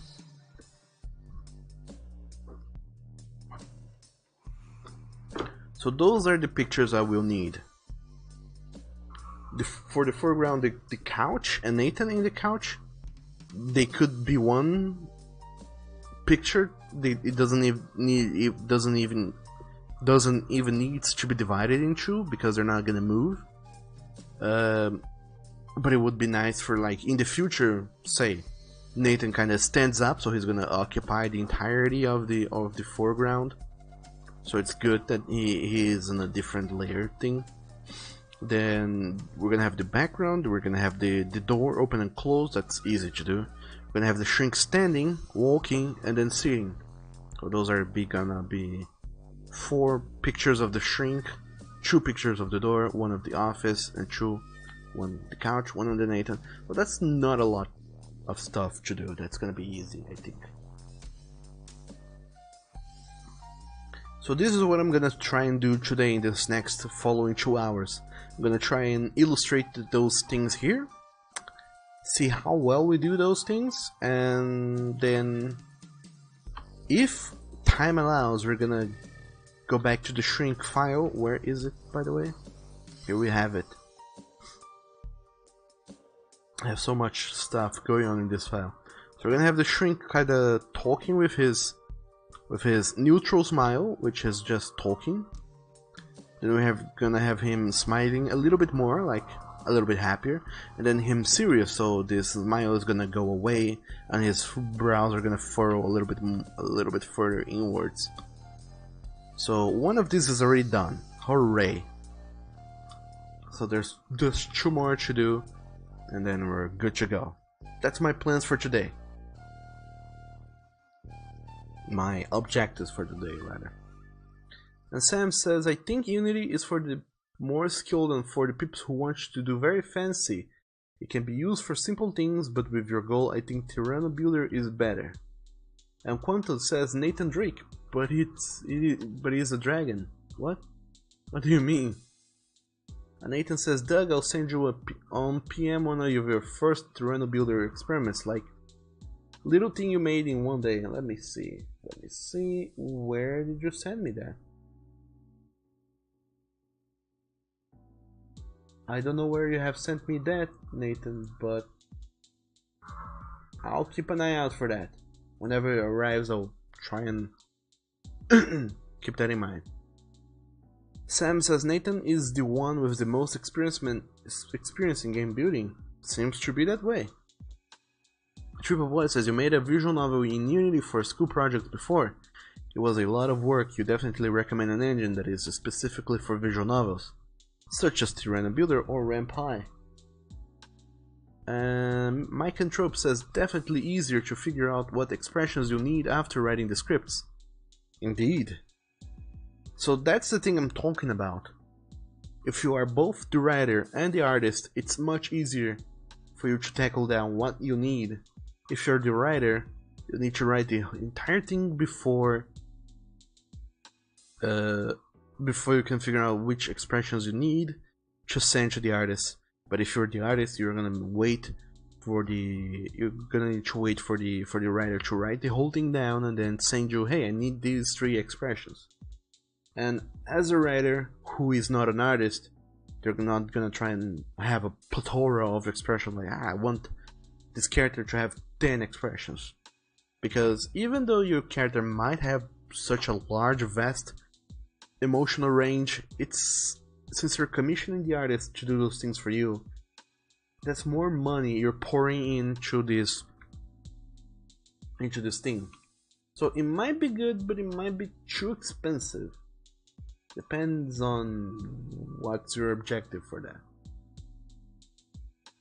Might be a good idea, but might be a bad idea, so who knows even. And apparently Tyranno Builder is not for free, it's 30 bucks. That's not necessarily a big price, but still it's not a small price either. It's a price I have to pay. Whereas RampHigh is free. So there you go. Well, let's look into that later. After I have pictures. And Mike Anthrope says definitely easier to figure out. Blah, I already read it, sorry. When you said another dumb small idea, you can just ignore this, but put small Easter eggs in magazines, TV screens, and posters of what people specialize in the Discord. Like Nathan is good at animation for a game, so a poster of his game Pestle Dragon as a cartoon on a TV, a Twitch stream of Bad Aim Kun on a PC, and your fashion ideas on a magazine. Oh, that would be cool. Don't know how doable that is though. Guys, that kind of reminds me of this little game. I don't know if you guys have ever heard or seen that. Knights of Pen and Paper. The first game was done by an indie team before. I don't even know who or what they are, but they did that, and you can see that they had so much passion in that thing they did. And it definitely shows because all of the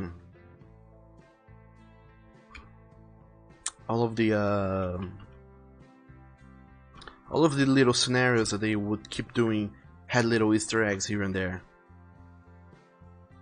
Every single one of them had little Easter eggs. Like the game begins on a little village, the default starter village. I don't even know what's called, but right there's this little.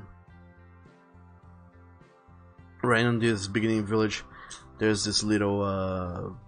In the background, you can see there's a rabbit hole in the ground that is Bugs Bunny rabbit hole. So that's really cool that they would go and throw that in there. Like, it's an Easter egg for people who likes and cares about those stuff.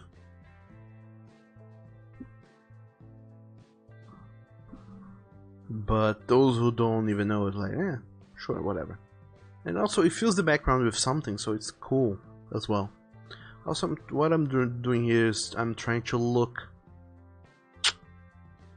at something that Rampai does. I can't find it, so fuck it. I'm just gonna create another project called ASD.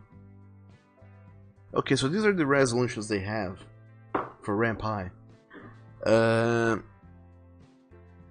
1280 by 720, 1920 by 1080, and this is small ass size that is 1066 by 600, which I never heard of, but apparently is a size. I think I'm gonna go with 1920 by 1080. That seems like a good enough size. It's the same size.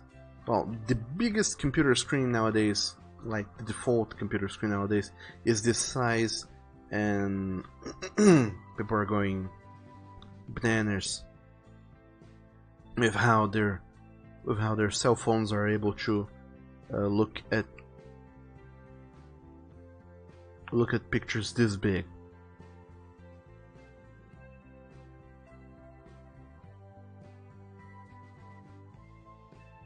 So this might look a little bit weird what I'm trying to do here, but don't pay me too much mind. I'm trying to find a size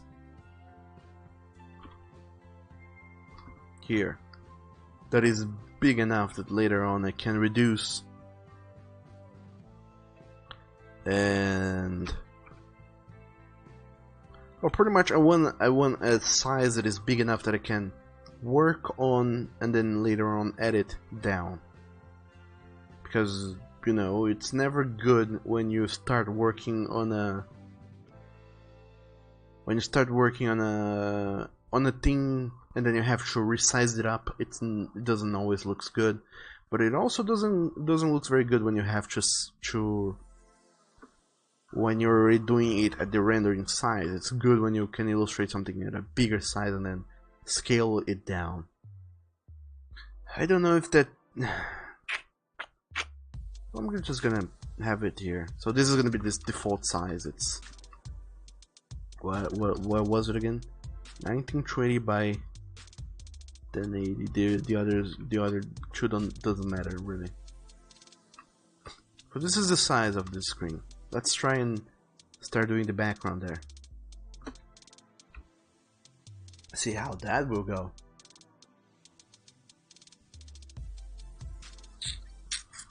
And Nathan, you will gladly pay for nice tools instead of paying all the process with clumsy tools. And only you'd pitch in for that application, Doug. Ask Sexy Dad. ASD. What? And Nathan, you sent the link. Thank you. Let me check that up.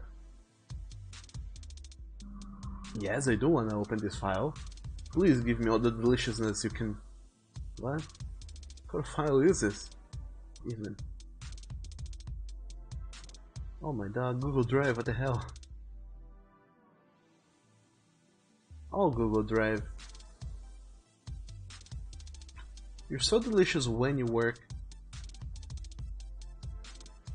Okay, there we go. I have managed to get a download going. And the download is finished. Hopefully. Why is my computer so slow today? What have I done?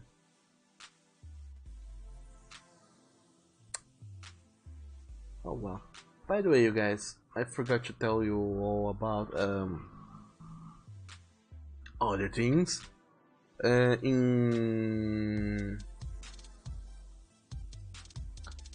Within the next coming weeks, I guess I am working on this visual novel thing for Call Me Yours, but I'm also gonna try and keep working on the interdictor because you know it's kind of what I have to do right now. I have to do as in it's my job. But I will also try and get you playing some games here and there. One of the games I want to play is Metro 2033 because it seems cool.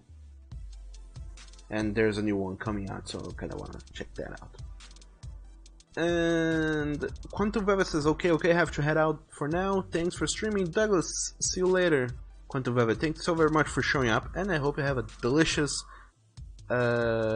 week and day. And I'll be seeing you later. Woof bye. And also, hello there, Mellow Summary 115. Welcome to the stream. How are you doing today? In this delicious day of the month that we're having thus far. So this is your game, Nathan. Interview. It scales up and down apparently. That's cool. I kinda wanna see a little bit of how it works, but I don't know what content there is, so I don't know if it's okay to show it on stream or not. Let's move it away, press new game and see what shows up. Okay, I think this is things I can show. So this character goes, Captain. Yes, what's going on? He looked at you. I believe we have an appointment. I'm a journalist, you see. We corresponded by mails. Ah yes, I remember now. His speaker smiles cordially. You insanely seems nervous. Sit down. I will find some time for you. Oh, there's a little cog icon here at the bottom. What does it do? Oh, it loads up a save, load, hide message, and message skip back to title. Oh, cool. Are you sure? You said in surprise. I can't wait. Reschedule if I must. We can interview at another convenient time. No problem. We can talk even now if you wish. His tone is with assurance. That's great. I'll prepare everything we need in a moment. A moment if I may. He paused as if to gather his thoughts. What exactly do you want from me? From your... what? From your litas. You feel like you wanted everything. What is a litas? I don't know what a litas is. What do I want? You is surprised. It's just an interview. My readers want to know as much as they can about you, Captain. And I want to do my best to convey your thoughts and to share with my readers. Nice close-up though. Call me Garo. What I want to share... Another pause, muttering the last words as he thinks before... Captain Garo looks at you. You must forgive me, I rarely give interviews, so you'll probably find I am a hard nut to crack. Please do not worry, said with assurance emphasized. Let us converse freely and we will see what happens. If the conversation will not stick, the interview will be short and unsuccessful. Fulfilling conversation will allow me to write a good deal of text, Captain Garo. Okay, I get what's going on, and the right mouse button just hides and shows the text. That's cool. I'm gonna save it on this empty save slot. So apparently Terreno Builder sounds like a very delicious little what's it called? Visual novel engine. Maybe I'll consider that one. Maybe I'll go for that.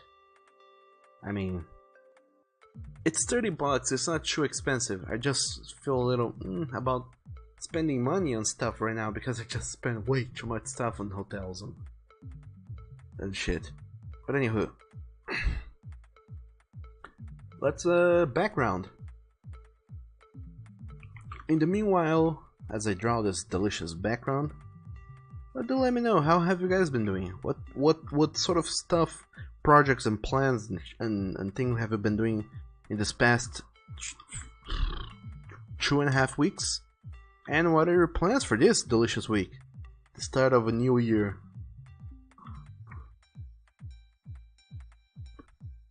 I want to know. I am a curious doggo. And as curious as I am, I would like to know that you guys are doing interesting stuff with your time, that you're looking forward to, you know, new projects, new everything. Literally just new everything. Things we can look forward.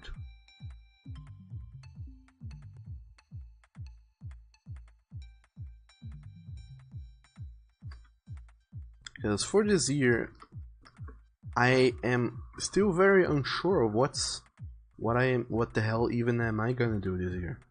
It's a really long year. I have literally no plans, no anything. I'm just kinda, you know, trying to complete these things that I have begun, such as the interdictor, this visual novel project here, which is new and didn't exist. I mean, it did exist. It just I just hadn't taken definite action towards it until very recently. Also, this room looks horrible.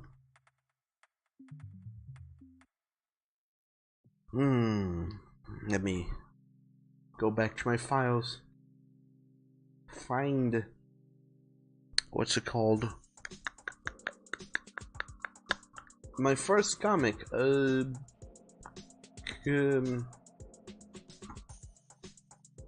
what is it again? Call Me Daddy, yes, that's the comic. The first few pages, it shows the shrink's office. This is what I need. I need some visual reference in my life. Because dog damn, if I don't remember how this room looks whatsoever. And Sam says, so today you had your first day of school already, my dog. Well, it was nice for the most part. Why not for the entirety of it? Okay, so apparently this is the layout. There's a little vase with a little table with a plant in the left. There's a chair, and right by the chair is the door. So I was getting some stuff wrong here and there.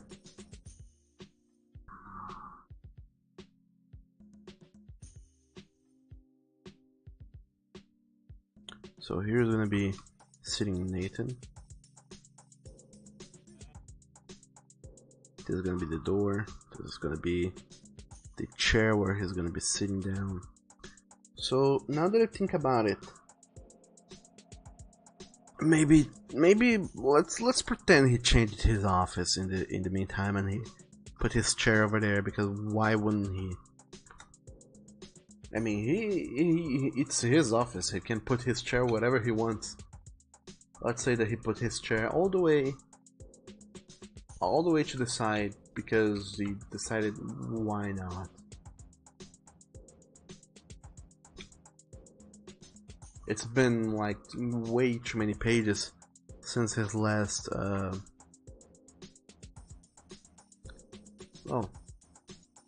since the last time we saw his office. I don't think people will care where it is truly in the room.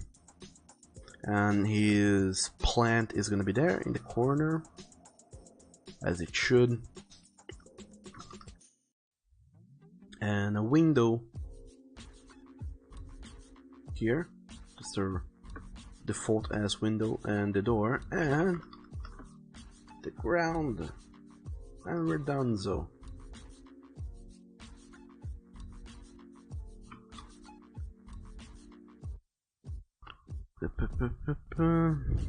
let's say that the horizon is there.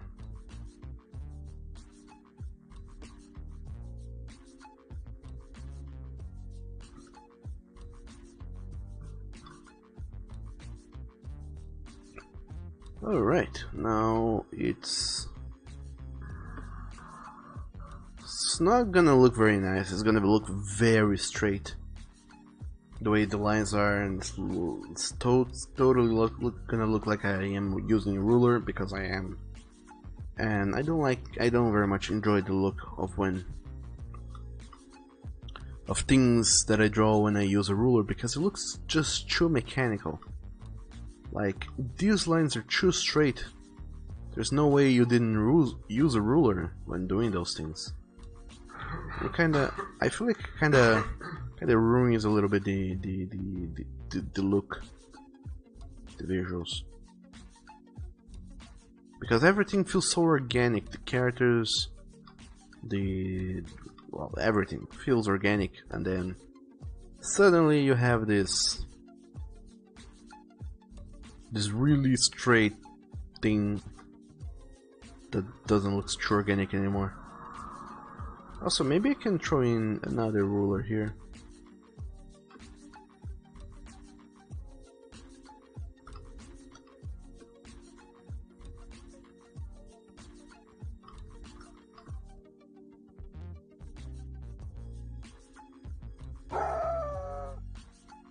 "8 months with you, BB, less than 3, 1 month to our child be born." Oh, my dog, Nick, you're right. What the hell? 8 months with you, baby. 1 month to our child to be born. My dog. What the hell? What are you talking about even?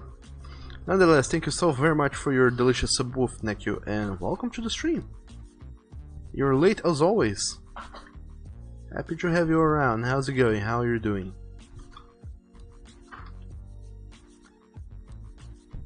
How's your day of demand going thus far? Because mine is going pretty alright-ish.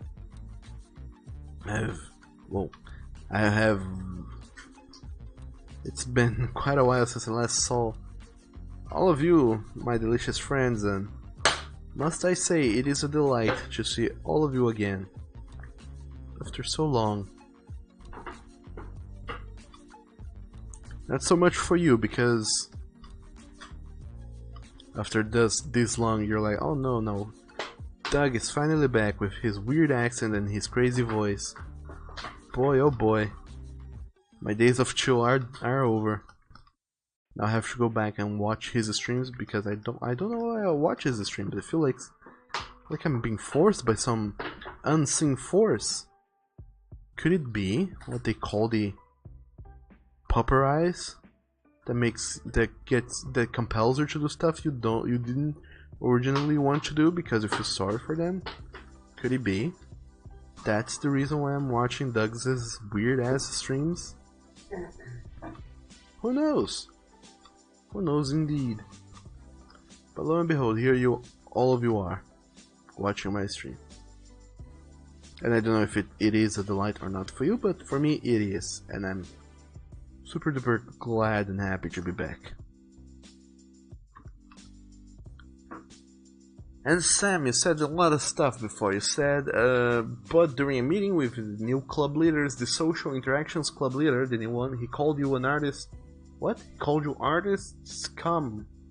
You're not sure he realizes you can see his school record and mess around with it. What? Why would you do such a thing, Sam? That's so evil. Anaku says you are at the dentist using your 4G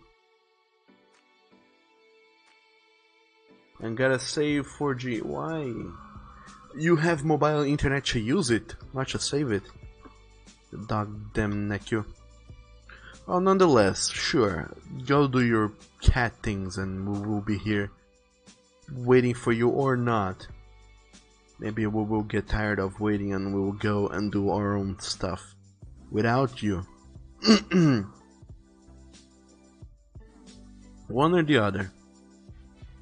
Whichever better fits our needs. Who knows even.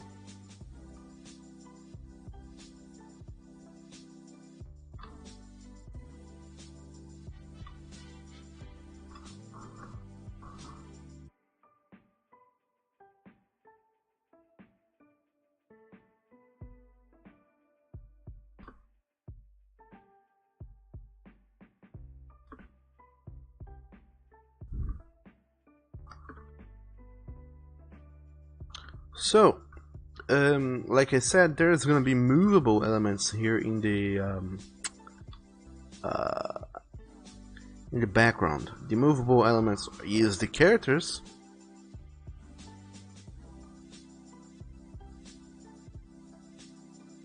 So they can be a little bit more sleazily made. I don't need to throw in as much details to the characters.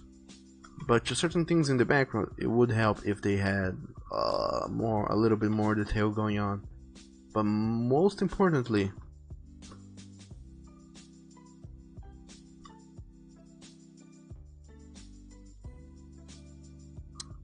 let me check this thing out here, see how it goes.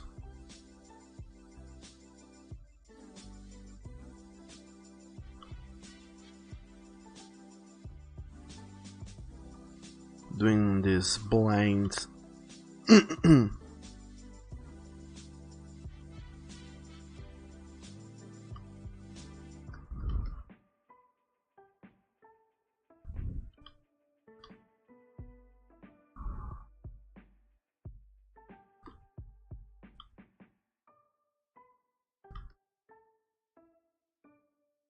and Sam says Neku is cute. Sam hugs Neku because Sam likes Neku. Sure, Sam. You also said that you enjoy watching your streams because not only do you find my art, what do you find my art? Aesthetically pleasing.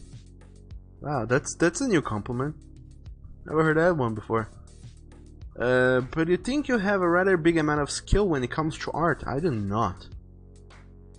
I mean, I do have some skill, but I could have so much more skill. I wish I had more skill. You learn some things watching you, and you're an artist with a chill and enjoyable behavior. That's why you watch me.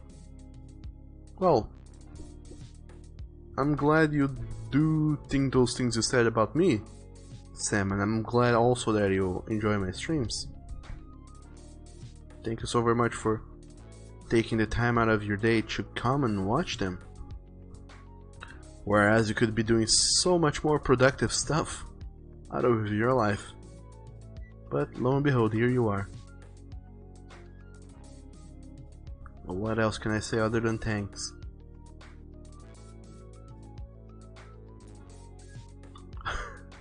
Actually, other than thanks, and smash that subscribe button.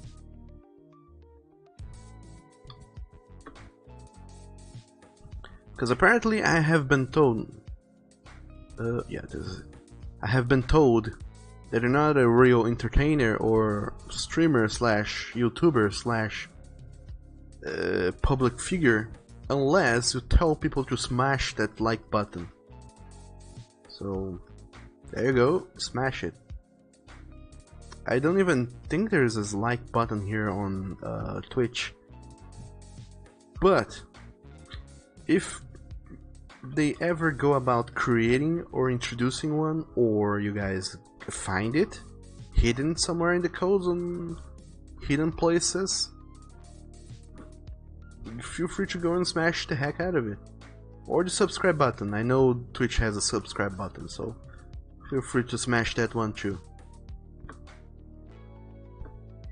Or when they say smash, I think it's an euphemism for like click at it violently lots of times and with gusto, or rather with what's the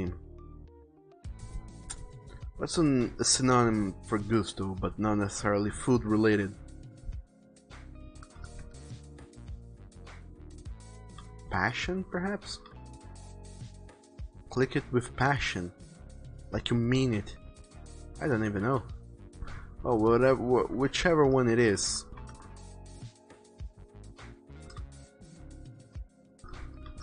Do it. All of you delicious boys and girls, do it. Click and or smash and or enthusiastically, I don't know how to say the word. Enthusiastically, or however you pronounce that. Click those buttons.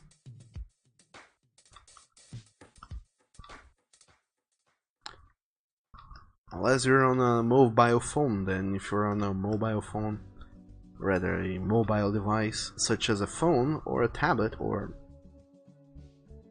a Blueberry, you cannot necessarily click those buttons. Then your choice becomes to tap it.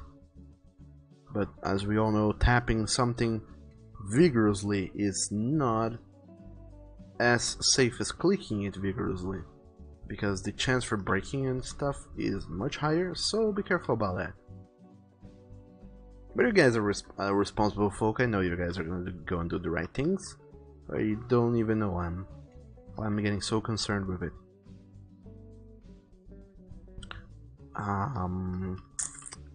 I think the door is the right-ish size, so I'm gonna go and start illustrating the rest here now.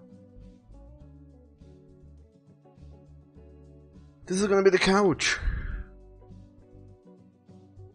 And it has to show up more or less inside that panel frame thing.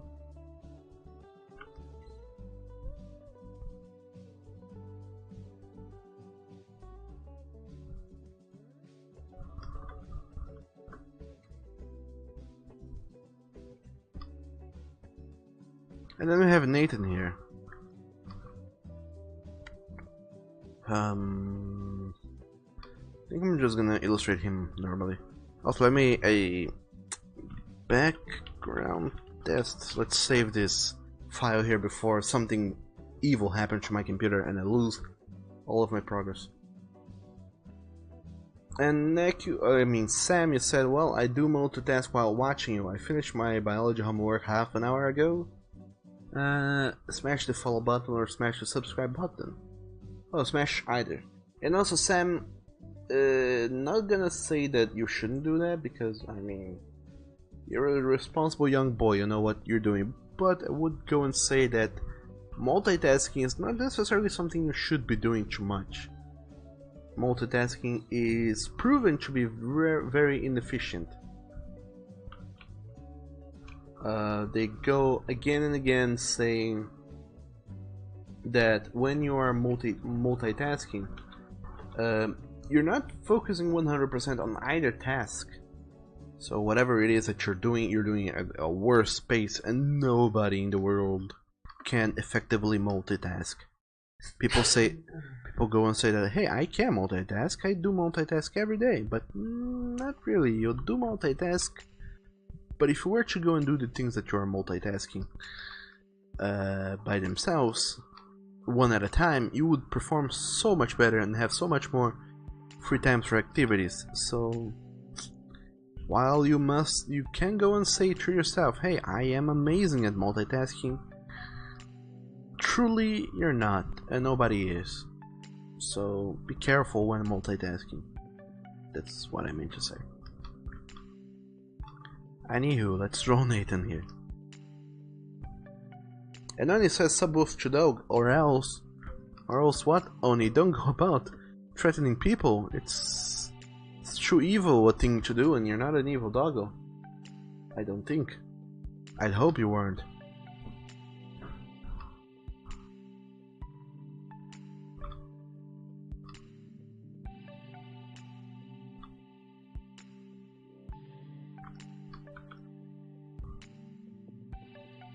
Speaking of which, Oni, I suppose you don't very much want to talk about it, but this past week, well, things have gone down on the Discord and everywhere else because I have, well,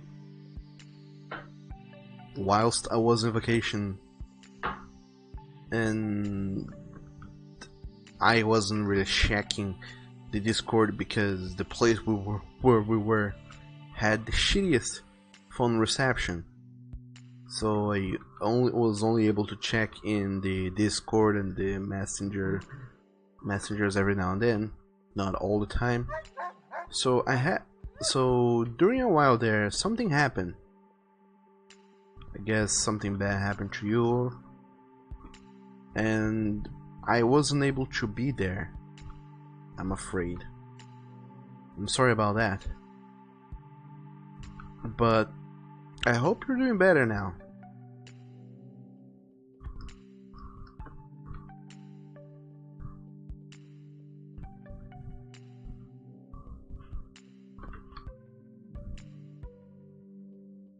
And I also hope that, you know, whatever happened to you that made you feel bad and whatnot, I hope it's something that is a little bit more under control now. And if you do want to go and talk to me or everyone else about that, feel free to reach us at any time on Discord or on Telegram, wherever you want. We'll be there, and I promise you, we will do our best to listen to you and try to, you know, be available to you whenever you need.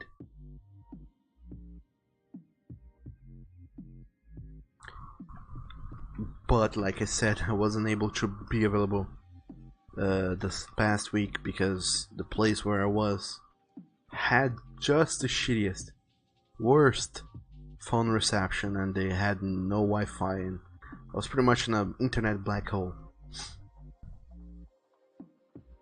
But don't forget about us, Sony. We're here to help you whenever and with whatever you need. And same goes to everyone else, really. If there's anything you guys ever need to talk about or someone to talk with, you can always count on us. We will try to do our best to help you if we can. I don't know how to draw you, Nathan. Why do you have to be so weird to draw? I guess it also doesn't help that I'm trying to draw him straight up when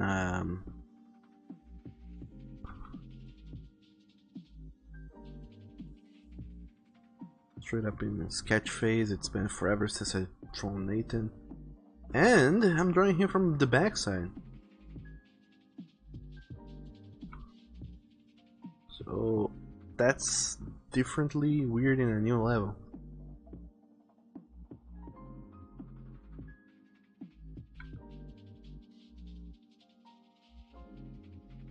So now I have Nathan just slouching here on the couch, kind of like thinking to himself. And then there's gonna be another Nathan, which is just himself, with his head more perked up, like he notices the shrink enters the room, then he adjusts his posture a little bit. Also, hello there, Nikolai McLennan. Welcome to the stream, and thank you so very much for the host. How's it going? How are you doing today? And Sam says, don't worry, I always check what I am doing. I had to deal with not having enough time for things while multitasking is difficult. You do have insurance for your actions. What? It's fine, it's not important, it was just on the breakdown of your works. And Sam says, it was sort of a breakdown, Doug. You were there and not much happened. It was kind of like Oni took a break from Discord and social media. And Nikolai says, hey Douglas, how are you doing today, mate? I'm doing great, how about you? And Seth says, well Doug, take your own advice, you told me once, take a chill pill, relax, the end is not your common... What? Your common art, try to make it part of your comfort zone, common area. And then it says it was another breakdown, how you made style update and progress, and saw another person you knew who haven't made much of an attempt to update their style or coloring a bit, and ended up being the cookie cutter style again, which pushed you to break down. And then to make things a bit worse. Instead of doses helping you, he pushed it a bit further, which made you snap and just shut yourself out. Leave everything and put yourself in solitary for a week. Yes, I noticed. I went back and reread some of that. I wasn't entirely sure what had happened, but still. I'm sorry, Yoni.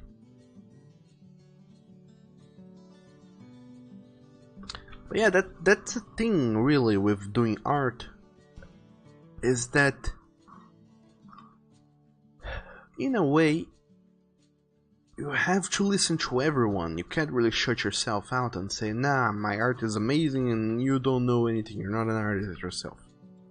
You have to listen to people, but a lot of time people are not really gonna go and offer you the most positive things to say, or anything positive at all. They're gonna be very negative or very harsh about what they say and how they say, and all of those things will suck, such as the woes of being an artist, and learning how to deal with those is part of it. Being an artist is not just drawing, it's learning how to take criticism like a champ. And I know that it sucks, it's horrible, it doesn't feel good, and the point that Doses has made isn't really a point. He said that you worry more about the reception you're getting than the art that you're doing, and you know, while there is merit to what he says, he's not 100% right. Because, you know, when we do art for ourselves, but we also do it for others. Otherwise we wouldn't be showing it to the world. We'd just be doing art and then putting it into a folder and that's it. We show it to the world because we want to. And showing things to the world helps if the world has a good reaction to it. And what do you know? It's our way of getting it's our way of, you know, socializing, pretty much. That's how you meet new people. That's how you make friends. That's how you get to talking to other people about whatever. It's for us, it's through art. For some people, it's through drinking. For some people, it's through going through a soccer game or whatever.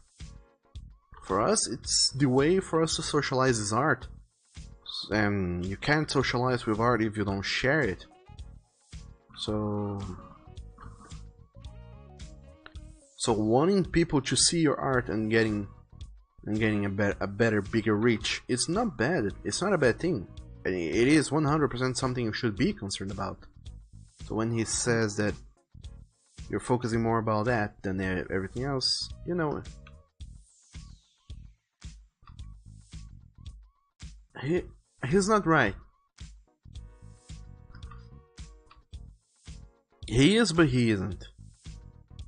Indeed, you should be doing stuff because you like it, but sometimes it isn't just because you like doing something. Sometimes there's also other reasons for us to be doing something that we ourselves don't know of.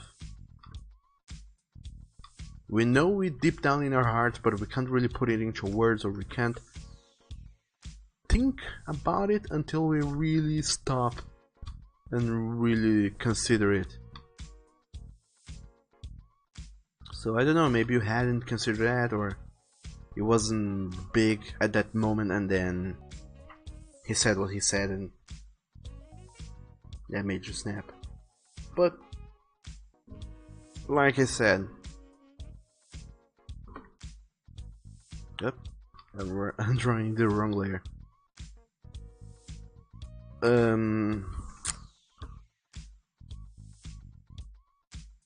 You need to do what you need to do, and because you are not mainly an artist, yourself. That's not your main job. You do it as a hobby, and you do it.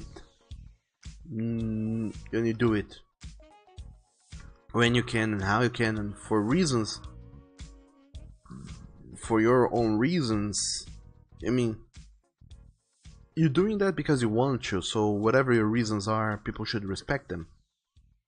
It's not something you do because you're forced to do, because of, you know, we live in a place where you have to earn money, and then when you're forced to do that, you can resent it all you want. But when you're doing something because you want, you have your reasons for being doing that, and other people should respect those reasons instead of, you know, pointing out the bad in them or the bad in your attitude or whatever else.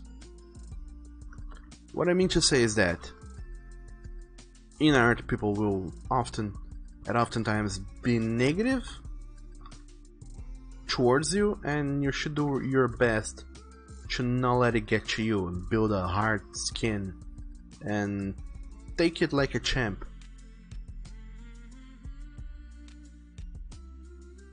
And after, I don't know, several years after taking it like a champ, you will be slightly better prepared for when more people like that come in and try to trash you down.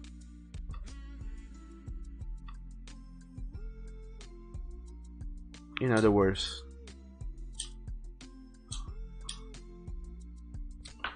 it's a long way, but you will get there. I know you will. Okay, well, now let's draw the chair in which the shrink is at, and this little flower table thing. Yep.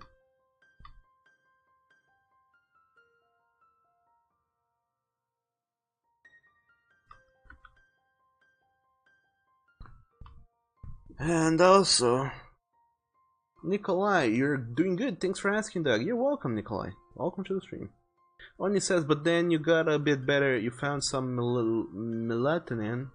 When you started having your moments again, you just take 1 or 2 capsules. But what made you snap was that he said, if you're not happy, then stop doing it. You see, that's not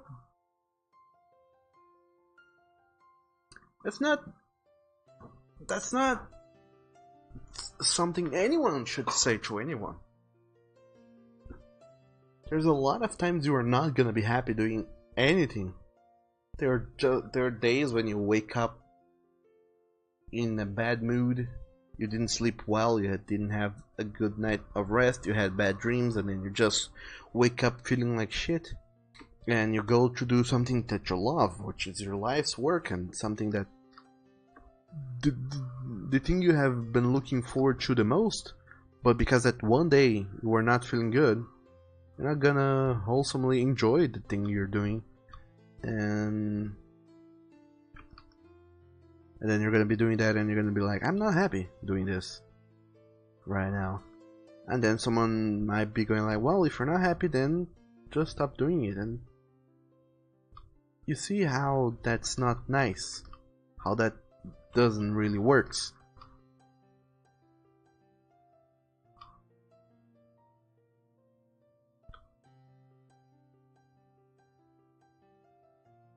There's also another point too. I don't want to assume that that's what it is, or what it might have been, but it's worthwhile discussing. Which is the point that some people really don't have a whole lot of patience, you know. And whenever you're bringing whatever topic or discussion to the table, some people, well, some topic that you have already brought up several times in the past, some people might snap. For example, say, let's pretend, for the sake of pretending, that well, this is actually not even a pretend. This is something that have happened. Before I took my vacations and went out for a few days here and there, I was complaining every single day about how the temperatures here were incredibly hot. And I mean, I wasn't lying. It was incredibly, horribly hot in here.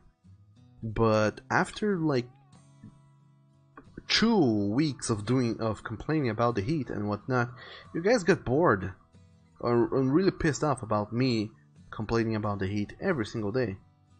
So it would be completely normal if one of you guys were to go and snap and say, "Hey, Doug, if you're gonna be complaining about the heat, then maybe you're better off not streaming today and go to a pool or something." And you know what? It would be perfectly okay for them to say that, because indeed I have been complaining a lot. And when you get to the point when you have complained about this one thing or mentioned this one thing for several times in a row, someone will snap. But that doesn't make it any less rude of them to go and say such a thing. So that's what I mean to say. While they are right, or rather they are in their right to say that thing, something like shut you down pretty much,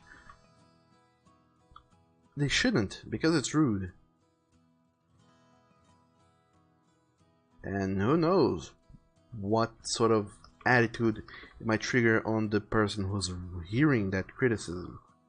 What if I wasn't... It could be that I didn't know how to deal with that, with they complaining about it, and said, well, you know what, then I guess I'm gonna go and do that. And I would go and vanish for several days, go to a pool and enjoy the non-heat, and just say, you know what, then sure, I'm gonna go and I'll be back whenever. And they will be like, well, I guess I made Doug go away for several days.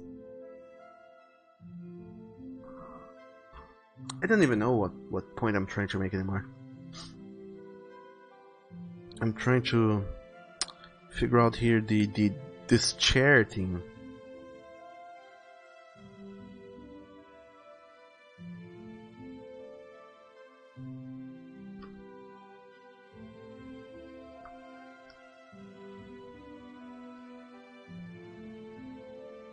Oh, damn it.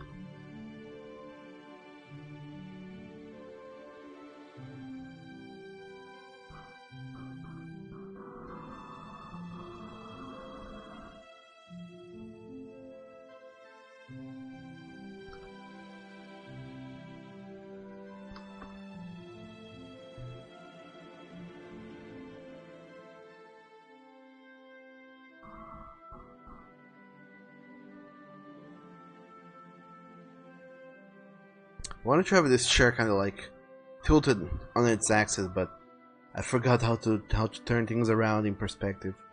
It's kind of weird. Let me do a little checkup on that. But anyway, what have you guys been saying? Sam, you said that taking criticism is one of your biggest weaknesses. You still sometimes can take them when people say something you're doing is bad, but you have gotten better over the years. And Nikolai, you said you had me worried. You tried seeing if you were okay and couldn't get a hold on you, and you asked Doug to see if you were okay. Also, hello there, the trash child. Welcome to the stream. How's it going? Oni, you also said, but yeah, you were at that distraught feeling of just snapping the tablet in half and dumping the PC in the trash and formatting it. But like you said, Doug, in mid-January, you don't have much self-esteem. The self-esteem is like really, really low, about 0.1%. But he felt like giving him the boot. But he didn't want to be known as that moderator who broke down and kicked someone for not sugarcoating it. Even though he was right, he was trying to get on. But wholeheartedly wrong with how he said it, exactly. I wouldn't necessarily go to say that they were right. They were just annoyed, possibly, how much they have heard you say the same thing over and over, and that made them go, answer in a way that is not necessarily polite whatsoever.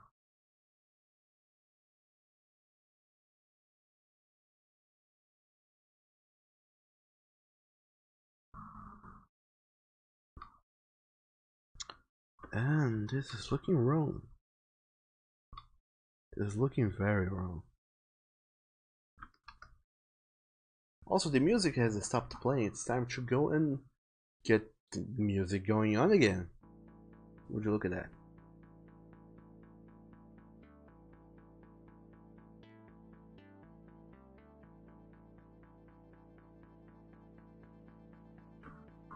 But still, nonetheless, I'm glad you're bark and doing okay, Oni. Glad to have you back.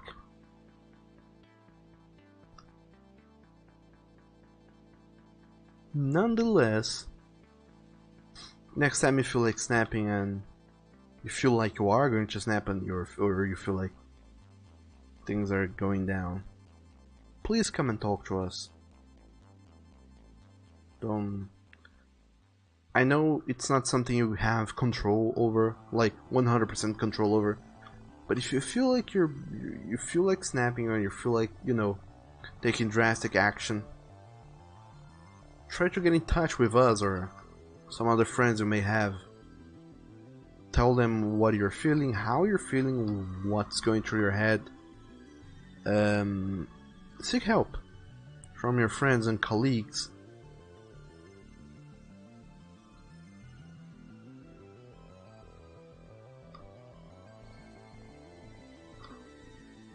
Not even necessarily help, just reassurance.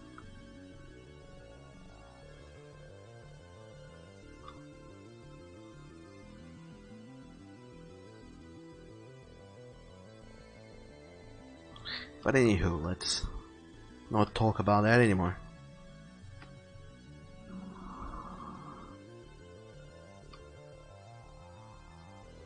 Oh no. This is another perspective altogether. And this is where the table goes.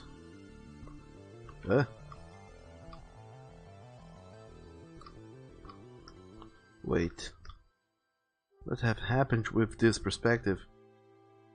What? What? What's going on?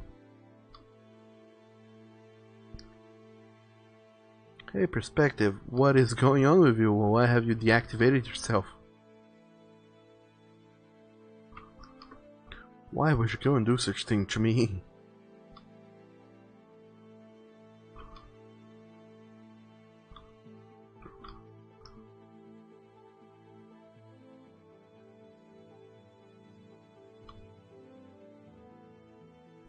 But anywho, what are your guys' plans for this this year of 2019? Like I said a while ago, I noticed that I didn't have a whole lot of plans, just finishing those things I have started, such as the Interdictor comic, the what's the name of that? Oh. Wait, what? Oh, okay. Finishing the Interdictor comic, maybe starting and finishing up this whole visual novel project. Hoping to dog that it kinda catches on and people really fall in love with it and start giving me all the money for it, so I can, you know, in the future keep doing more visual novel projects and getting more money out of that, because, you know, I kinda it's not all about the money, but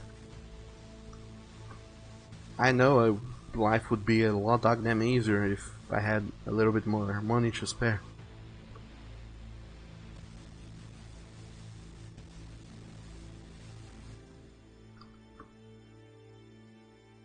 Which also goes into a whole other array of things that I kinda don't want to talk about, but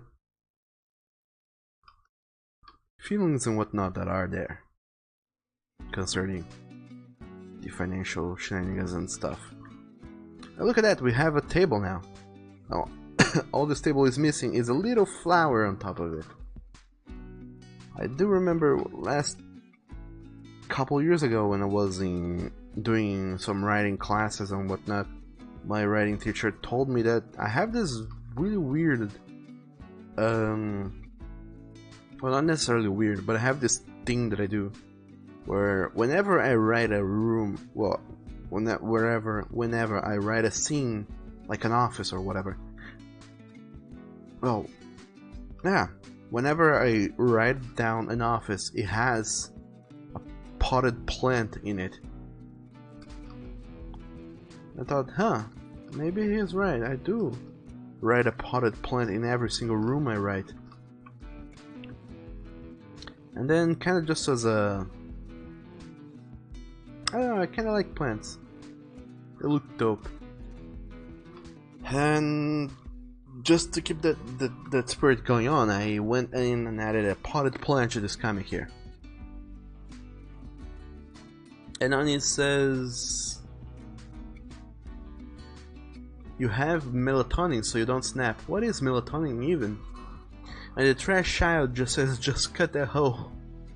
Yes, I mean no, cutting holes is not something you should be doing.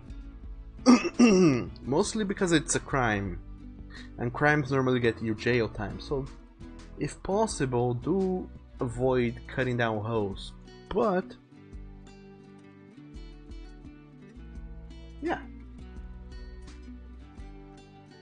there's some truth to that. Whenever you can go and let out steam or stress into some other sort of activity that may or may not be violent, such as boxing or biking or climbing walls or whatever, you it's good for your health and your soul. And Badaim Kun says you might work on your own visual novel. My dog tell me all about it. What is it about, Badaim Kun? Badaim Kun. Sorry, I will never get you say your name correctly. I'm super duper sorry about that. What do you have in mind for a visual novel?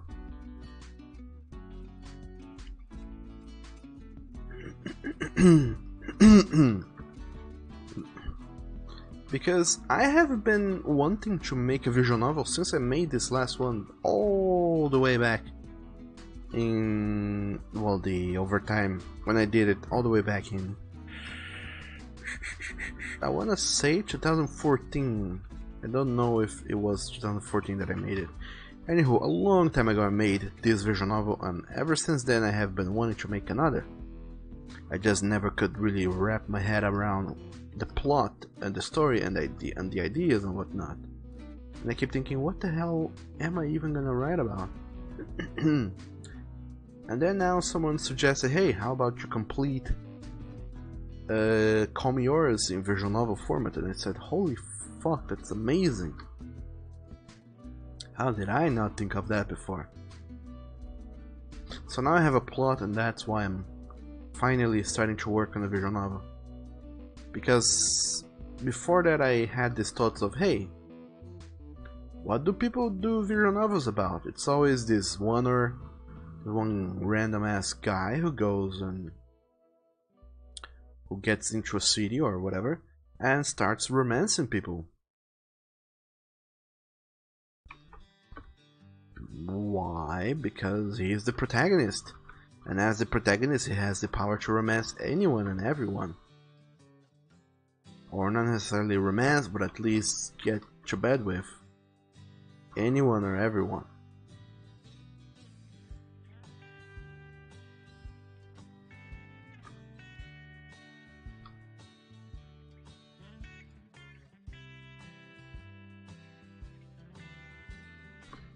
And I told him maybe I would go and do a visual novel like that, of a guy who goes into a town and romances the people. But I kept thinking, wow, that's incredibly shallow.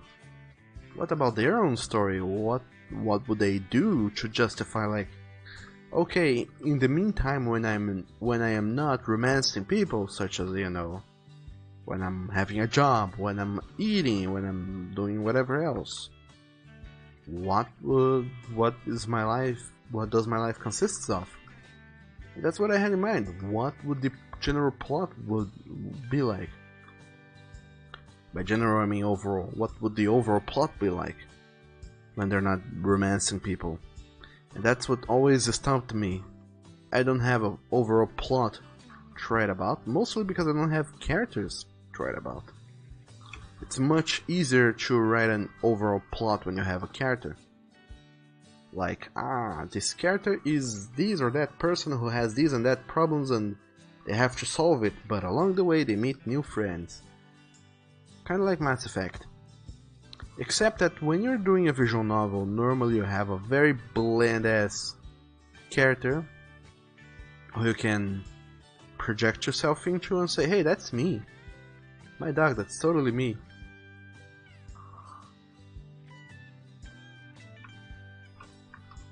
And if you take that out, if you take this blank slate character, normally the protagonist where you can project your feelings onto, you have a fully fleshed character, and when you have a fully fleshed character, having character choices and shit makes a little bit less sense.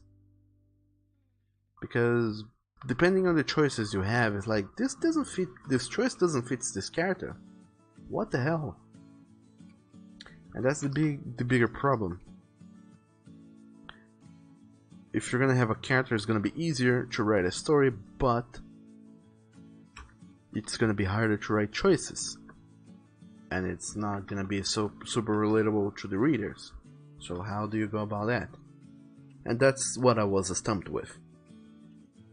But as I was thinking here, the visual in the Call Me Yours thing, the really interesting part is that Nathan has been showing up in pretty much every single issue. He has done a lot of stuff, but we know very little about him and his personality as a whole, so he is a blank slate even though he has a story of his own.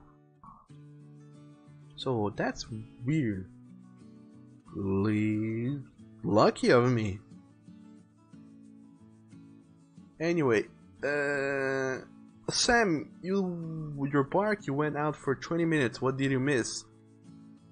Boy, Sam, you keep asking what did you miss, but I didn't keep track of what I was saying when you went away, so if you don't say, hey, I'm going away now, please keep track of what's going on, so when I get back I'll get what I missed. I will not keep track of what I'm saying and what's going on, so asking me what did you miss, it's just gonna get me bamboozled trying to remember what happened. Lonnie, you said melatonin is a sleep inducer and a mellow medication. Depending on the dosage, I never knew of that. And Bad Aim Kun says, Bad Aim Kun.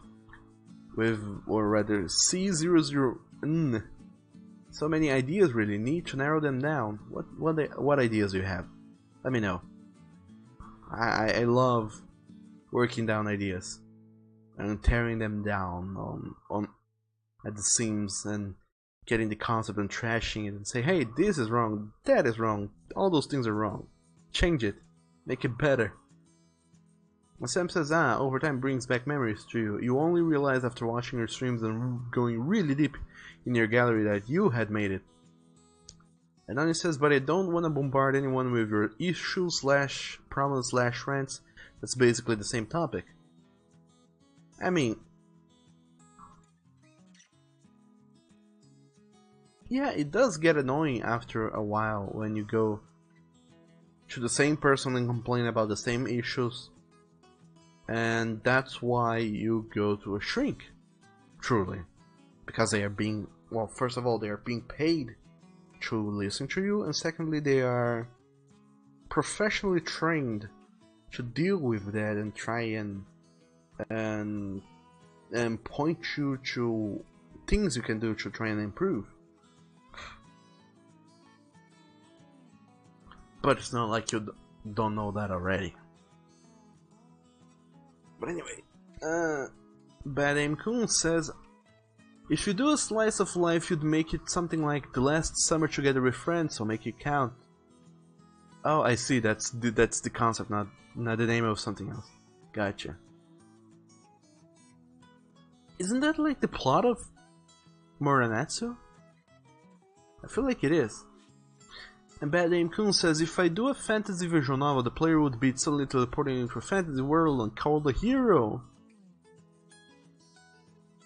And if you do a sci-fi visual novel, it'd be like Star Trek Voyager, where the ship is lost far from home and has to get back. Oh, I like that idea. And Sam, if you were to create a visual novel, or a visual novel, I guess, you would do it about an old setting about loving someone you're not meant to. Why?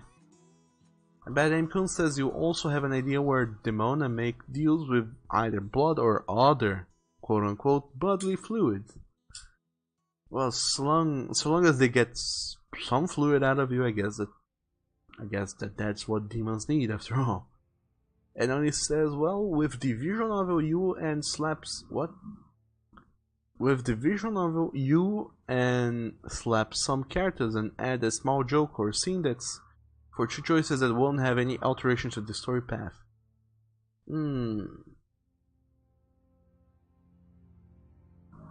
And Bad Name Kun says that was your thing with Moranatsu, everything going well and then suddenly the player character is doing something evil for a bad ending.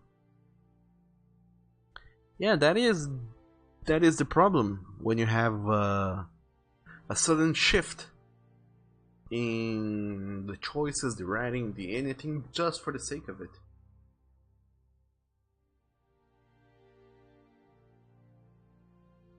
When it's not, when it doesn't make sense in context or isn't explained, kinda throws you off so goddamn hard, and that's the thing I wanted to avoid when thinking of visual novel. But with the amount of ideas and the amount of limitations those ideas could have had, I never got around to thinking what visual novel will I want to do. And also was kinda caught up thinking about systems and shit. And I never really got any headway with it. And then I spent years and years and years thinking, hey, I wanna do a visual novel, but what about? And then, lo and behold, I never did.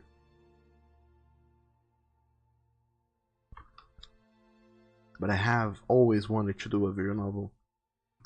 Because, I like telling stories, and comics are a very interesting way of telling stories, but damn, visual novels allows you to tell so much more. So damn much more.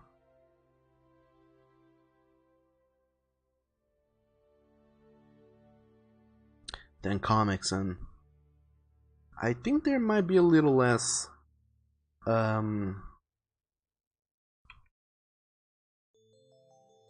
effortless to make, depending on your approach to visual noveling. So it's a little less effort to make one.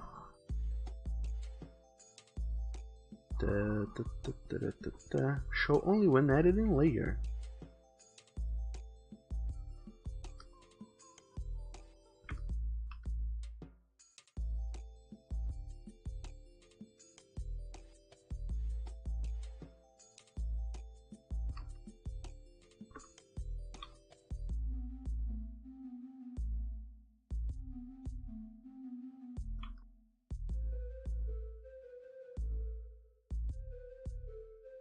Where's the horizon line again? There it is. My dog, this whole horizon line is so low. It kinda makes sense in a way.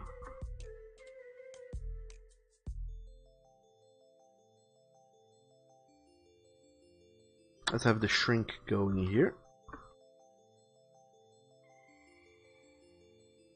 Any ideas? I just need a kind of a reference for his size when set down, because the what's it called? What's the word I'm looking for? Quick, Oni, tell me what is the word I'm looking for? The scale of the room is all over the place. Because with Nathan being here in the foreground, he's kind of throwing off the entirety of it. Which makes the shrink look like incredibly tall. Everything looks gigantic, whereas the shrink should be like this big at most.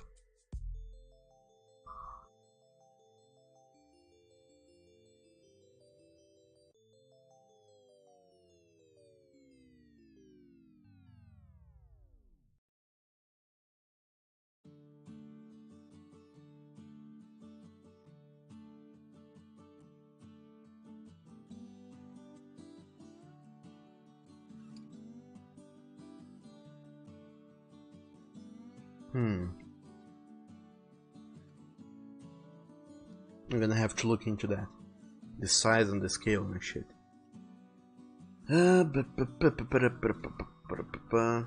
Sam, you say you think you know what's happening. What was happening? And Nani says if you did a visual novel, it would be like Indigo Prophecy / Fahrenheit. Oh my dog. How? Now I'm intrigued. What do you mean by that, Oni? What do you mean by it would be like Fahrenheit or Indigo Prophecy?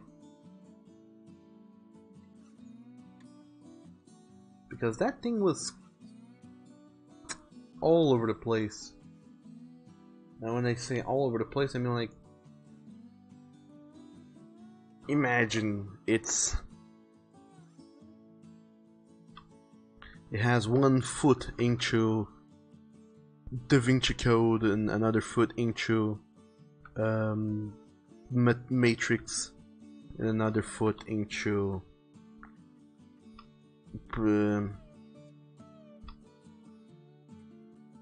Stephen King books and movies and shit,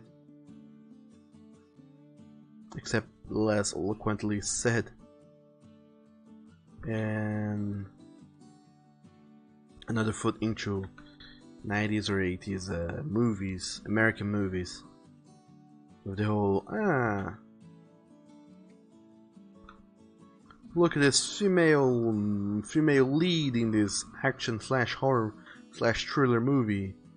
Let's watch her bathe naked before she gets this close to getting murderized, just because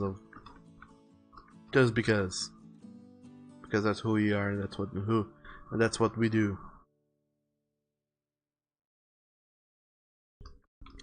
Do you mean, Oni, you wanna be like David Cage? That's what you wanna be when you grow up? Because if that's so, I will shake my head at you so hard, but also dog damn hard. I'm gonna possibly break my neck and have an injury which will get me hospitalized.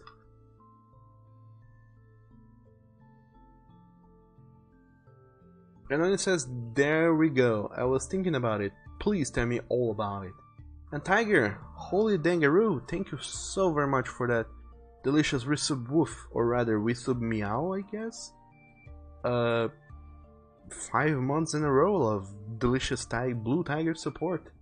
Thank you so very much. I hope you have been super duper enjoying those 5 months here aboard the dog train, where we have no destination whatsoever. We're just kind of going and hoping things don't explode along the way. But dog damn, thank you so very much, Tiger. Now that I think about it, maybe this table with a potted plant, no, it actually feels the right size. But does it? When we think about it, maybe it could be slightly smaller, like that.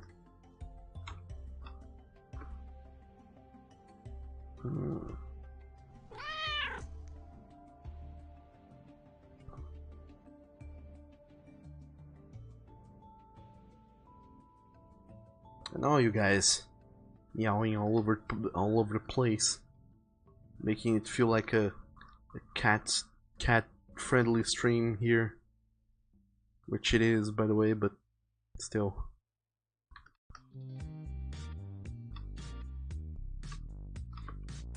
So let's try and draw a chair again.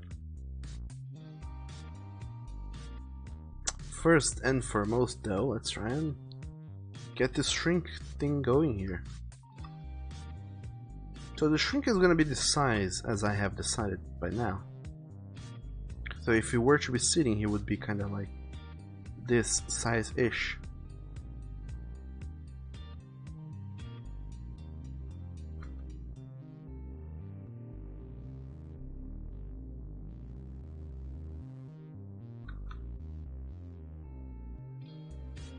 So his head would be more or less around that.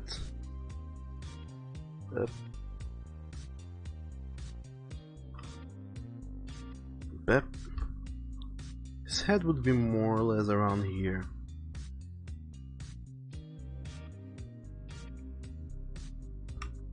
That's kinda like how he would be. So with that this pose in mind, let's try and draw a couch. Big hashtag sitting device.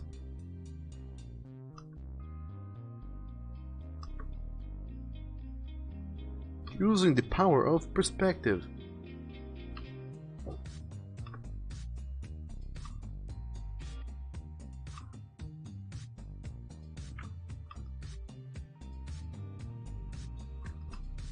Horizon line, vanishing point, lines, true point perspective, wide lens camera, converging, by our powers combined, we're Captain Perspective. Except we're not. Captain Perspective is a lie.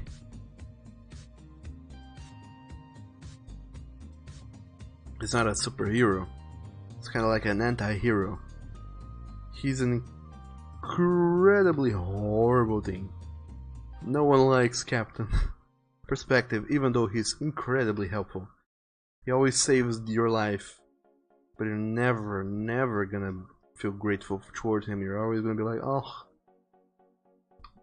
you do such great things, but why do you have to be so horribly hard? So mind-numbing. Oh, Captain Perspective.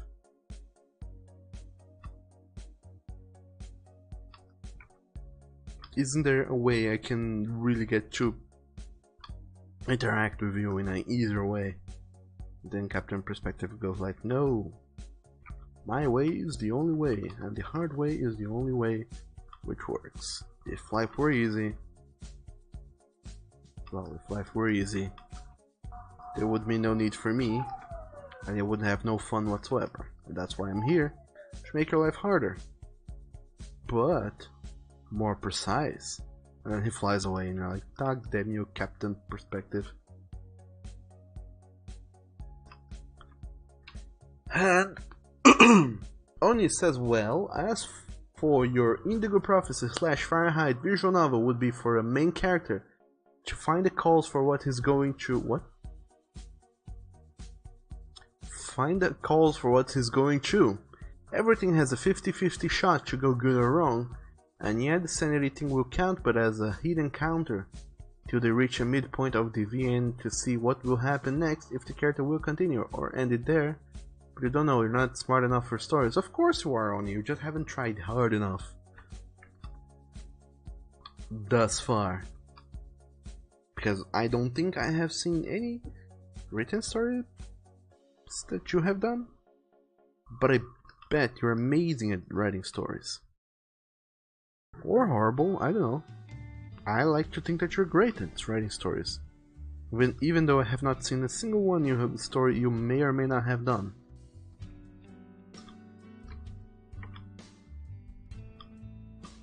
But then again, that's why I'm a weird doggo.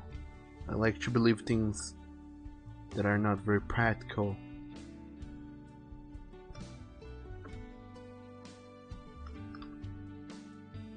Now, why do I like believing weird things, you may wonder?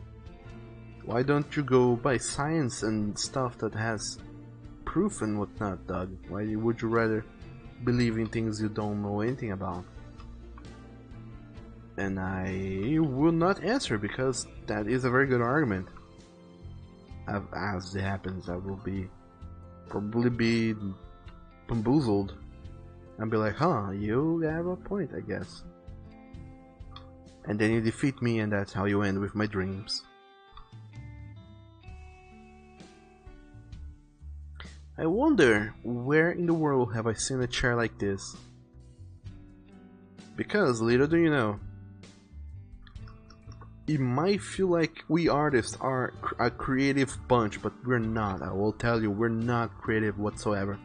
We are gigantic copycats. Like, holy shit. There's not a single thing an artist has drawn that they have thought up themselves. Everything we do, everything we illustrate, we have seen somewhere. So it does exist, yes. I'm telling you, it exists. If you look hard enough for it, you will find it. So this chair here that you see me drawing now, I have seen it somewhere in the internet. Probably I went out on Google and Google for hashtag sitting devices or something of the sort, and I found a chair that looked like this, but better, of course. And I thought, huh, that's a cool ass looking chair. Maybe I'll have my shrink character sitting in a cool ass looking chair like that. And lo and behold, now he does. He sits in a chair like that. Of course, I didn't think up this chair myself. I looked it up online. If you go through your internet browsers and stuff and look up for fancy chairs or whatever, eventually you will find a chair that looks like this, and you'll be like, huh, so that's where Doug got his chairs designed from.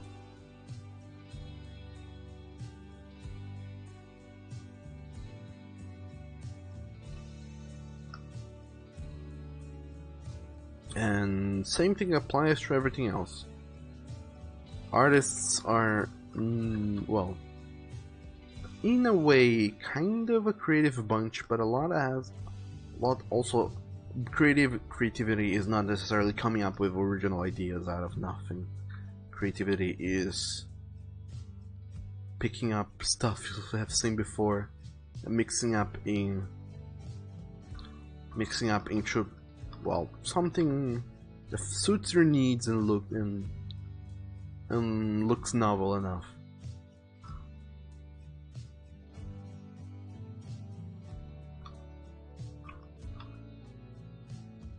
So that's the secret for art.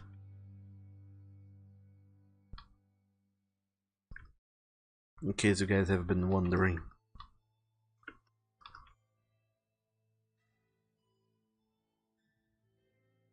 Let's try go and do those things I have said. By the way, out on a random ass note, have any of you guys been playing this newly released game called Kingdom Hearts 3? I don't know if you have heard of that. It's a very small release that happened kind of quietly even. Not a lot of people have heard of it.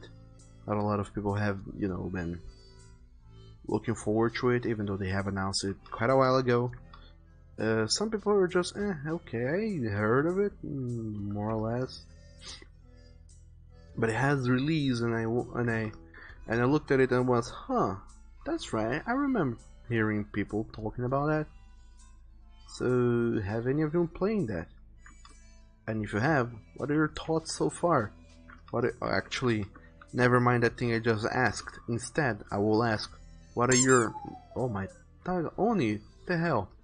That scared the shit out of me.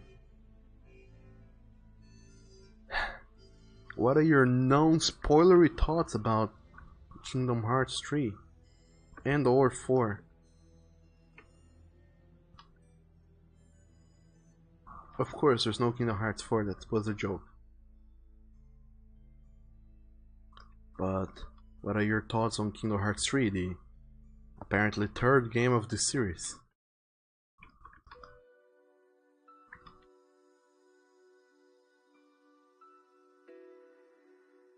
Any thoughts? Any ideas? Any non-spoilery things you would like to share?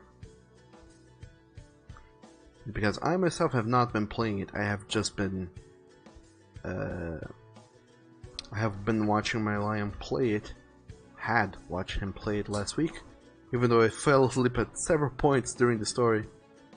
Because my dog, I was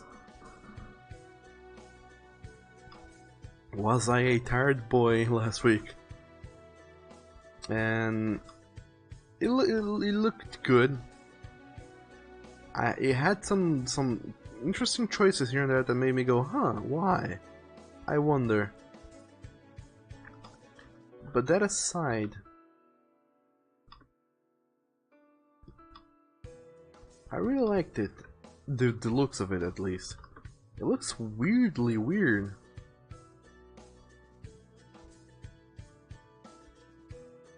Mostly because, what's it called? The previous Kingdom Hearts game, they have had this kind of anime-ish look to it, but now that they have this different rendering engine going on, everything looks so realistic and everything looks so smooth and shiny and round and weird. It's really weird. Because it looks so good, and we have grown accustomed to not seeing that thing look so good. It's kind of like the whole Sonic thing. When you see this new Sonic movie and you see it in super realistic 3D and you're like, what? I have never ever seen it 3D like... What? It confuses, it bamboozles the shit out of you.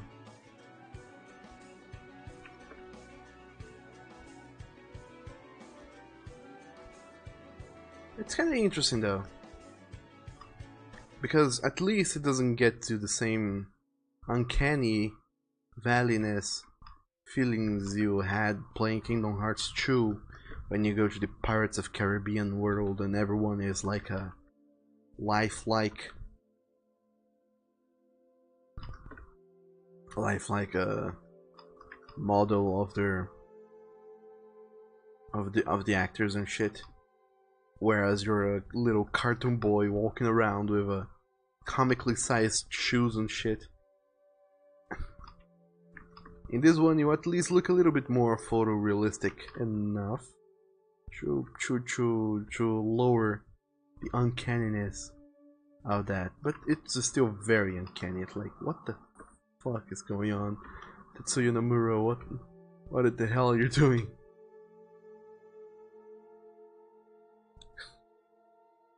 And Onion says, spoiler free, I know there's going to be a Kingdom Hearts 4 or a 3.5. Oh, hell yeah, there is. Do you think they're gonna pass the opportunity to make a HD remix of this Kingdom Hearts 3 that just released? Of course not. They're gonna make a semi-sequel. They're gonna make a remastered version with extra content that was cut from the last from the things because... Well, because they like money. And because there's art today. There's like infinite amounts of shenanigans they can add to that. And holy dangaroo, Chesla Pine, welcome to the stream and thank you so very much for resubwoofing. Holy damn. How are you doing? Thank you for that delicious subwoof. And also Nekuroi, thanks for the Prime sub 0 months in a row now. I don't know what's going on, but thanks for that. Whatever happened there. You have an 11-month sub next month. You will have a magenta icon. Oh yes. Yes, indeed. Thank you for the sub. What? I don't even know. And Tiger says it's fun gameplay wise. It's you akin it to Kingdom Hearts 2. But you enjoy the enhancements and the specials. Oh my dog, yeah, the specials are so weird. And this is cause Square likes to milk it with that franchise. Of course they do. Why wouldn't they milk the shit out of that series? Like, the only other series they have that is milkable that isn't Final Fantasy. Because every other Japan Square original series have not made that much of a success here in the Western world, whereas for some random reason, well, maybe not so random, but anyway, for some reason, Kingdom Hearts has. So you better believe they're gonna milk the shit out of that series. With Kingdom Hearts 4, 3.5 HD remix, and Knuckles.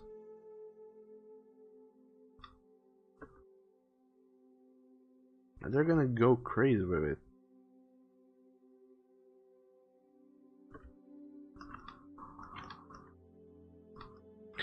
One other thing that I found really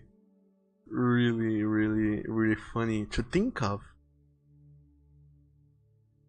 is the whole, you know, Sora is being voice acted by Hale Joe Osment, the boy who played, the guy who plays the boy in The Sixth Sense, and then in some other less known things. He also plays Sora. He's the voice actor for Sora. And if you go look at him, his IMDb page now, he looks like what? Just look at him. Just look Hale Joe Osment on IMDb. You're gonna be like, what? That's not the boy from Sixth Sense. What the hell? Who the hell is this guy? And you're gonna be like, whoa, that's not him. But lo and behold, it is him, and his voice continues the same. And I keep trying to think of this beardy,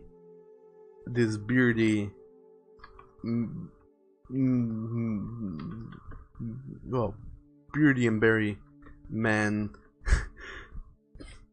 talking about the hearts and the friends and the hopes and dreams and shit.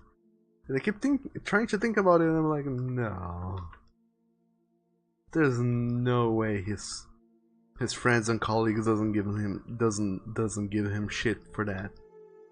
Like, hell, what the hell? Anyway, Neku says, if any of you all give KH3 spoilers, I will kill. Don't kill Neku, that's against the law. And I guess as a spoiler, Mickey Mouse is in the game, Neku. And Sam says, well, only about half an hour left of stream. Farewell to you all, see you tomorrow, peeps. See you later, Sam. Take care and stay awesome. And Oni says, I wanna get more Theodore and Oni art, but you don't have enough cash and shit tons of points with no cash value. Well, right you are, they have 0 cash value. Right you are about that, Oni. But Nekiroy, are you still there? If you are still there, please send me a sign. That's so I can tell you one thing that is not spoilery, but it's a thing I wanna tell you anyway. But I can't tell that thing to you if you're not there, so if you are, do give me a sign. That's so I can start talking.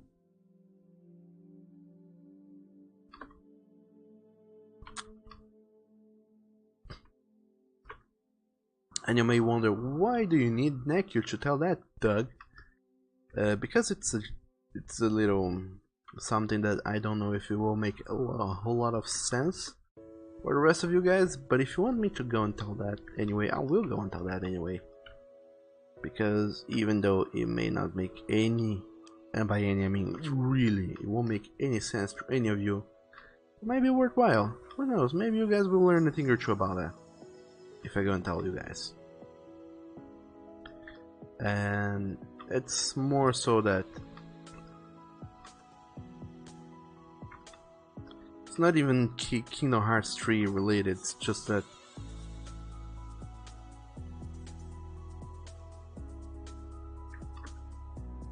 it's a little Mickey thing I posted on Twitter a long while ago. I don't know if any of you remember that.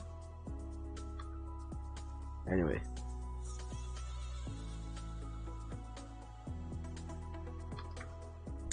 Fuck them, I've weirdly missed all this, being here talking to you guys, streaming, drawing and whatnot.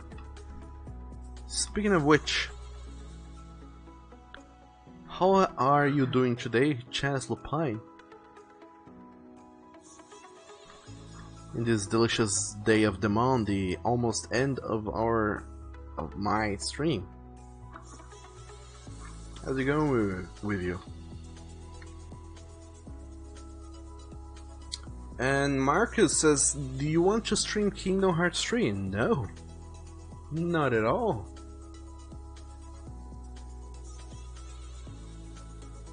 I have watched, like I said, I have watched my boyfriend play most, if not all, of Kingdom Hearts 3,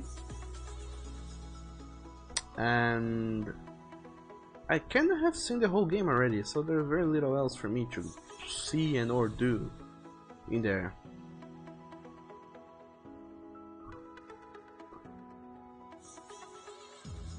So I don't think I will be seeing it, playing it, or streaming it. But anyway, that's nor here nor there.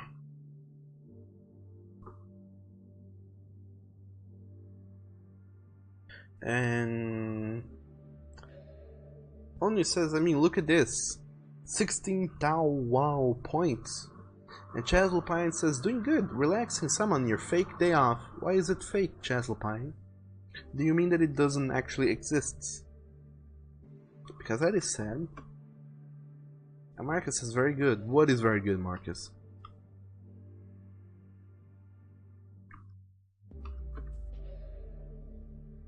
And then you go and say, very good is what you say, and something goes according to expectations. It is very good.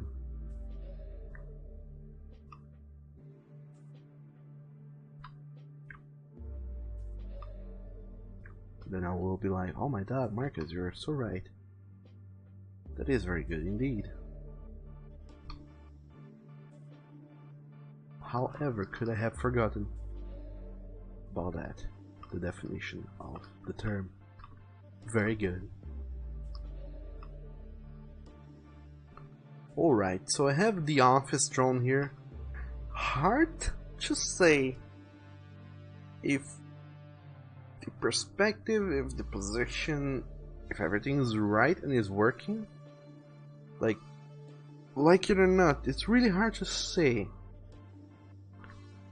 Because I try to go with a 3-point perspective, but really small distortion on these 3 points. They're not centralized either, so it kind of looks tilted. It isn't, but it is tilted. But that's the thing here.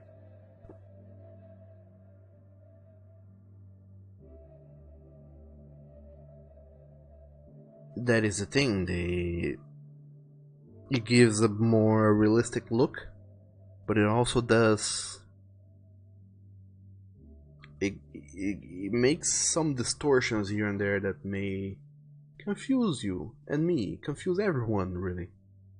And I don't know if it's good or not, but I am going to hope that it is, and I'm gonna go onwards with this.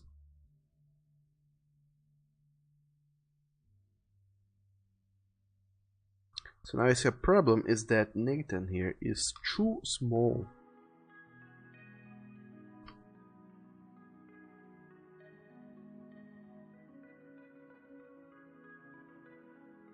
And in what quality are you saying that Nathan is too small, Doug, you may wonder? And let me tell you, this is the horizon line, and Captain Perspective will be pleased to tell you that certain things should align along the horizon line, such as the character's head. So considering that Nathan is sitting down and the shrink is sitting down on his fancy chair, their heads should be at the same horizon level. So if I show up this head here, you will see that it is. Nathan's head is at the same height than the shrink's head here on the chair. This blue line here is the horizon line, and you can see it's on the same height. So I have to increase the size of his head so this effect remains, because of the foreground background distortion and other stuff. And Marcus is very good that you doesn't stream Kingdom Hearts 3. Twitch is full of spoiler. And Chancellor Pine says, cause you work second shift on Sunday and you don't have to come in until third shift today, so you almost have 24 hours off between shifts. Sounds like a confusing system you have going on, but I hope you enjoy your fake day off then. And also, congratulations, Chaz Lupine, on becoming the new stream boss. I believe that in some capacity you have earned it. So congratulations. And then it says you stayed away from YouTube and Twitch that has Kingdom Hearts 3. But everything got out of hand and, well, couldn't avoid it. Really? Shit, that sucks. I'm sorry, Oni. Maybe you should have done like me and went to the beach where there's no internet reception. That way you can't get spoiled. And Marcus says it is a game that has a lot of gameplay, and the story you play games like this is usually for yourself. It is the best. And Chandler says streaming from the beach. Not at all, I'm back home. Now what? Where is your Twitch sub badge thing, Nani? It is there? To me, it is there. Also, hello there, Chandler. Welcome to the stream and welcome back into our lives. It's been forever since we last seen you. 00F. 00F. Oh, my dog on. Chandler, thank you so very much for resubwoofing. 13 months in a row. That's crazy. We haven't had anything going on for longer than 13 months in our lives. Glad you're the first thing that in my life that has been going on for more than 13 months on a financial level. Thank you so very much, Chandler, and welcome to the end of the stream, because it's almost 5 in the afternoon, which is globally the time at which I go and say farewell. Even today, yes, exactly. Even on the days of the moon, I have to go and say farewell at some point.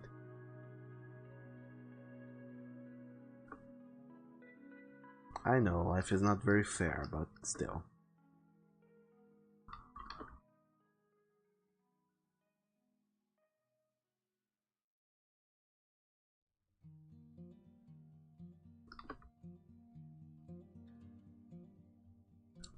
I kept trying so hard here to think of a little pun I could do. Couldn't think of any worthwhile though.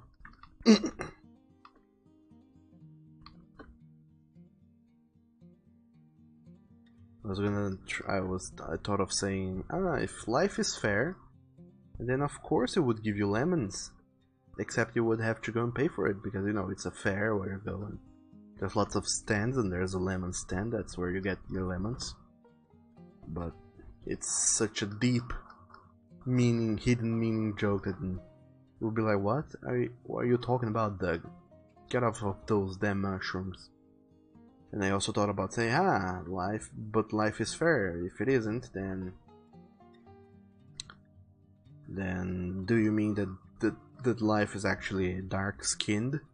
And then you'll be like, what the hell, Doug, are you making this a racial thing? And I would be like, oh no, I'm not. And then you'll be like, oh my Doug is a complete racist, and then I would be in trouble. So I thought, is there some pun I can do with fair and life and stuff? And I couldn't think of any, so I gave up. But before giving up, I said, you know what? Actually, instead of just going like, yeah, I'm gonna go and spend 2 minutes quiet thinking of puns and giving up and being like, well, anyway, I thought of going back and explaining my line of thought and exposing you guys to what has been going on in my head, because my head is a weird ass place and things go down in it, and I wanted you guys to experience a little bit of it. So there you go. Oh my dog, my eyes hurt so much. And Greer says, no way on, a tree was supposed to be the end of it. And Chandler says, jeepers, your computer must be being freaking out. Lemon the end of the stream. RIP. And also, hello there, Greers, welcome to the stream. And you too, Duno TV. Hello. And welcome to the end of the stream. How are you doing? How have you been doing? And Chaz Lupine says, tree. Those spoilers. Those spoilers. But they always been kinda planned on milking it with a new story arc from what you hear. Of course they are. They're never gonna give up that. They're never gonna give that up. I mean, it's a franchise that works, and not only does it work, it has like infinite potential. So who even knows? And Grease says, so basically Sorius' journey isn't really over. Darn it. And Chandler says, Kingdom Hearts 3 spoilers. 3, of course. That's the only thing there is to say. There's nothing you can say about Kingdom Hearts that isn't spoiler. It's kind of like, I can't think of anything really that that I can relate this to, but it's another one of those things that there's simply no way you can talk about it without spoiling it. I can't think of any right now, but I know you guys know of one piece of media that is like that. Like, you can't talk about Fight Club without spoiling it. You can't talk about Breaking Bad without spoiling it. You can't talk about Matrix without spoiling it. You can't talk about Peppa Pig without spoiling it. Or Dora the Adventure. Like, holy shit, if you talk about it, you're gonna spoil the heck out of it, because every episode is the same.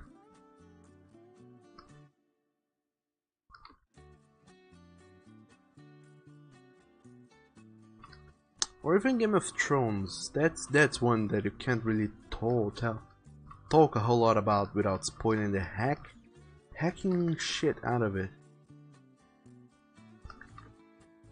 There's others too, though. There's a lot of other things, but I cannot, for the life of me, think of anything. So pretend there is, and you know of them, and I know of them, and I said one, and you said, "Oh yeah, true, that is it, really, indeed."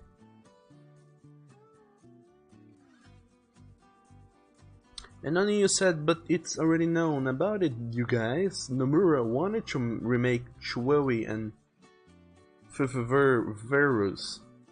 So knowing Nomura, he's probably gonna make 3.5 or 3.8 or 4 to slap Virus and Chuewi into Kingdom Hearts.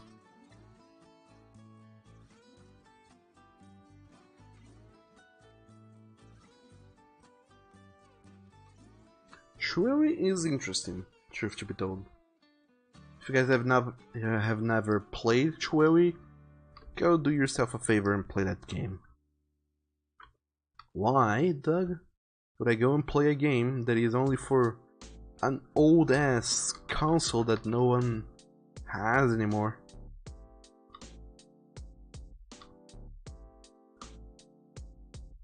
Or for an adapted version for an Android or iOS device that costs a lot of money for what it is, or even a remade version for Switch that doesn't play like the original. Why would I go and do that, Doug? Because the story is amazing. I mean, it's not amazing really, it's all over the place and it's kind of weird, but I like the story of Chuewi, and I think you guys would like it too, so go and check it out. And Duno says Mickey is a mouse. Spoiler alert. Oh yeah, after after the fire, Mickey changed his last name. So after the fire, his name became Mickey May. And Oni says Chuewi is The World Ends With You, in case you guys didn't know. It's now out on the... well, it has been out since 2007, I wanna say.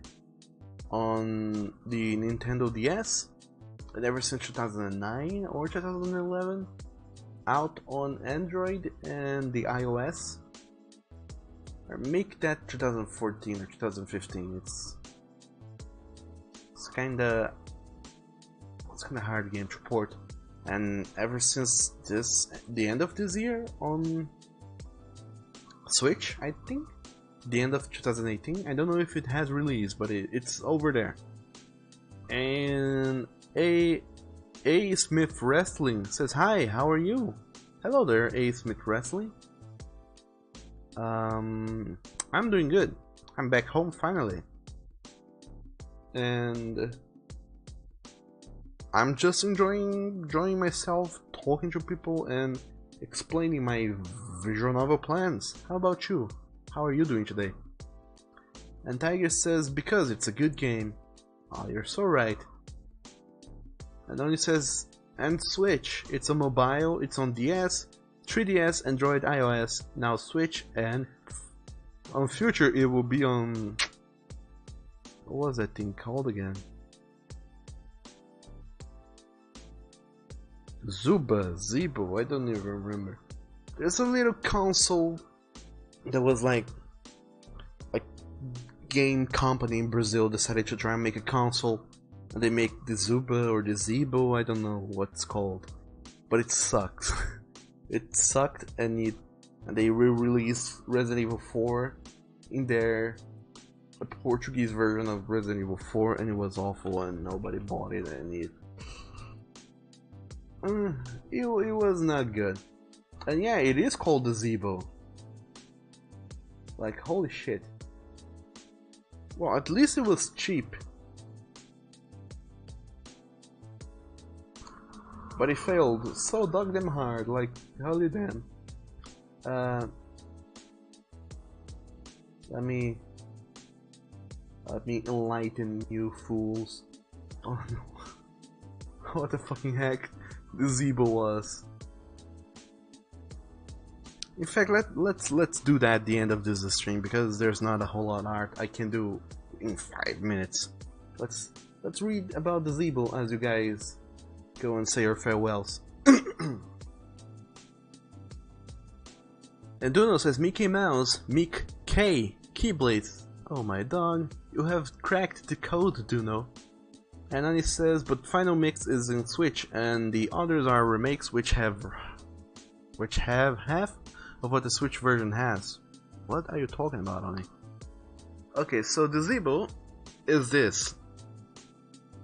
The Zibo is a 3G enabled entertainment and education, I didn't know that, system from Zibo Incorporated. It enables users to play video games and also connect to the internet, communicate online, and run educational applications. The Zibo was targeted at developing markets such as Brazil and Mexico. If you say so. The Zibo Incorporated described the Zibo as bringing the fun and excitement of interactive entertainment and education for those who, until now, have had little or no access to such technology. This is the Zibo logo, apparently. This is the Zibo. Try and imagine what shape it has. And it was released in Brazil in 2009, released in Mexico later in 2009, and its lifespan was 2 years until it failed horribly and they threw it into the trash. Oh well. The Zibo was founded by Reynaldo Normand in 2008, based off a working prototype developed by Dave Durno and business plan by Mike Ewan at Qualcomm. The company's stated intention was to create an affordable console with inexpensive games and the educational content delivered by wireless digital distribution to circumvent piracy. There are no DVDs and cartridges. Games and other content are downloaded wirelessly over broadband cellular networks. In addition to games, the Zeebo system also provides internet connectivity, enabling users to access educational and informational content, communicate via email, and do social networking. This capability was supported in Brazil and Mexico. Would you look at that? Zeebo has attracted a growing list of content from companies such as Activision, Capcom, Digital Chocolate. I don't think they even exist anymore. Well, whoever they are. Disney Interactive Studios, Electronic Arts, Fish Labs, Flying Tiger, Gameville, Gmode, Glue, id Software, Limbic Software, Namco, Polarbit, PopCap, 12 Entertainment, and Vega Mobile. Sega gives no shit about it though. And this is the history of the Zeebo. Let's just read about this.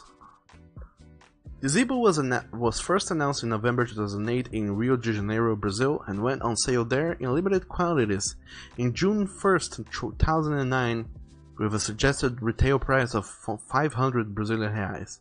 In September of the same year, the price was cut to 400 Brazilian reais, and the price was reduced again in November to 300 Brazilian reais, which is approximately around 170 US dollars.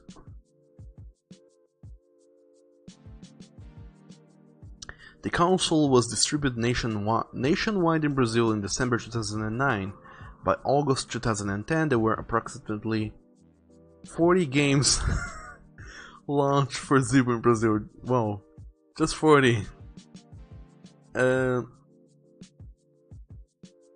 On September 1st, 2010, Zeebo announced that it was adding new capabilities and accessories to the Zeebo in Brazil, including internet connectivity, a keyboard, and a more ergodynamic gamepad. The new Brazilian system configuration was priced identical to the previous one, 300 buckaroos. The company announced that Brazilian owners of previous system configurations can upgrade to the new one for free. That sucks. Why would you do that? The Zeebo was launched in Mexico in November 2009. It shipped to national retailers across the country on November 4th, 2009, with a suggested price of 2,500 Mexican pesos, approximately 200 US dollars. The Mexican system configuration was similar to that introduced in September 2010 and includes internet connectivity, a keyboard and ergonomic gamepad. The price was cut to 250 pesos, approximately 184 US dollars in April 2010. The Zeebo was available in Brazil and Mexico. Reports indicated that the Zeebo was planned to become available in China by 2011. Zeebo Incorporated announced an agreement with AT&T in March 2010. The company stated that the agreement gives us access to AT&T International Roaming Network, allowing us to carry out rapid trials of the Zeebo platform in new geographic areas as we establish longer-term agreements with local carriers for deployment of the system. It will also give us a chance to explore opportunities in the US market in the future. However, it appears that Tectoy has decided against the Zeebo and on its homepage now states that they are gearing towards more educational market. On May 27, 2011, Zeebo announced its end of operation in Brazil and Mexico. According to the company, all games would undergo a price reduction and ZeeboNet 3G would remain active until September 30th, and all warranty services would be honored. On the same day, on ZeeboNet 3G, a message was added to the details of the game Turma da Mônica em Vamos Brincar, also known as Monica's Gang in Let's Play, stating that the game would be unavailable for purchase by the end of the day. Zeebo's homepage still stated that the company was currently working on a next-generation Android-based platform for launch in 2012, but the product has not been released as of January 2019. So apparently, well, the Zeebo had a very short life. But what do you know? They had like FIFA 2009, Prey, Evil, and Resident Evil 4 for the Zeebo. I don't see it here, but I know he had. Here, Resident Evil 4 for the Zeebo. And Well, that's it. That's what happens when Brazilians try to make gaming systems. It fails horribly. Anoni says, the world ends with you. For 3DS and mobile phone sports have the Chuewe remake, while Switch has the Chuewe final mix. But the remake releases has one secret boss and one for extras. While the final mix in the Switch has a lot more stuff, lots of secret and extra things. Oh cool, we need the final mix then. And Tiger says, doesn't also have another small story you play too? It does after you finish the original story. It kinda unlocks the last day or something, I don't remember what it was called. But it exists, and it sucks. I mean, I never got around to finishing it because it's incredibly hard. But anyway. This is it, everyone. We talked a little bit about me doing visual novels. I showed you guys a few things. I showed my plans. My plans are in here, by the way. The video on demand of today's stream will be available on YouTube in case you guys want to go back and rewatch anything you may have lost concerning concepts and stuff.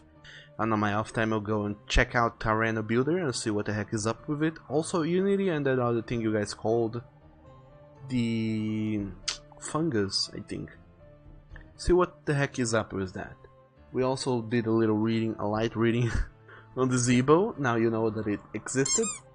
God damn it, Oni, that scares the shit out of me. God damn it, Oni.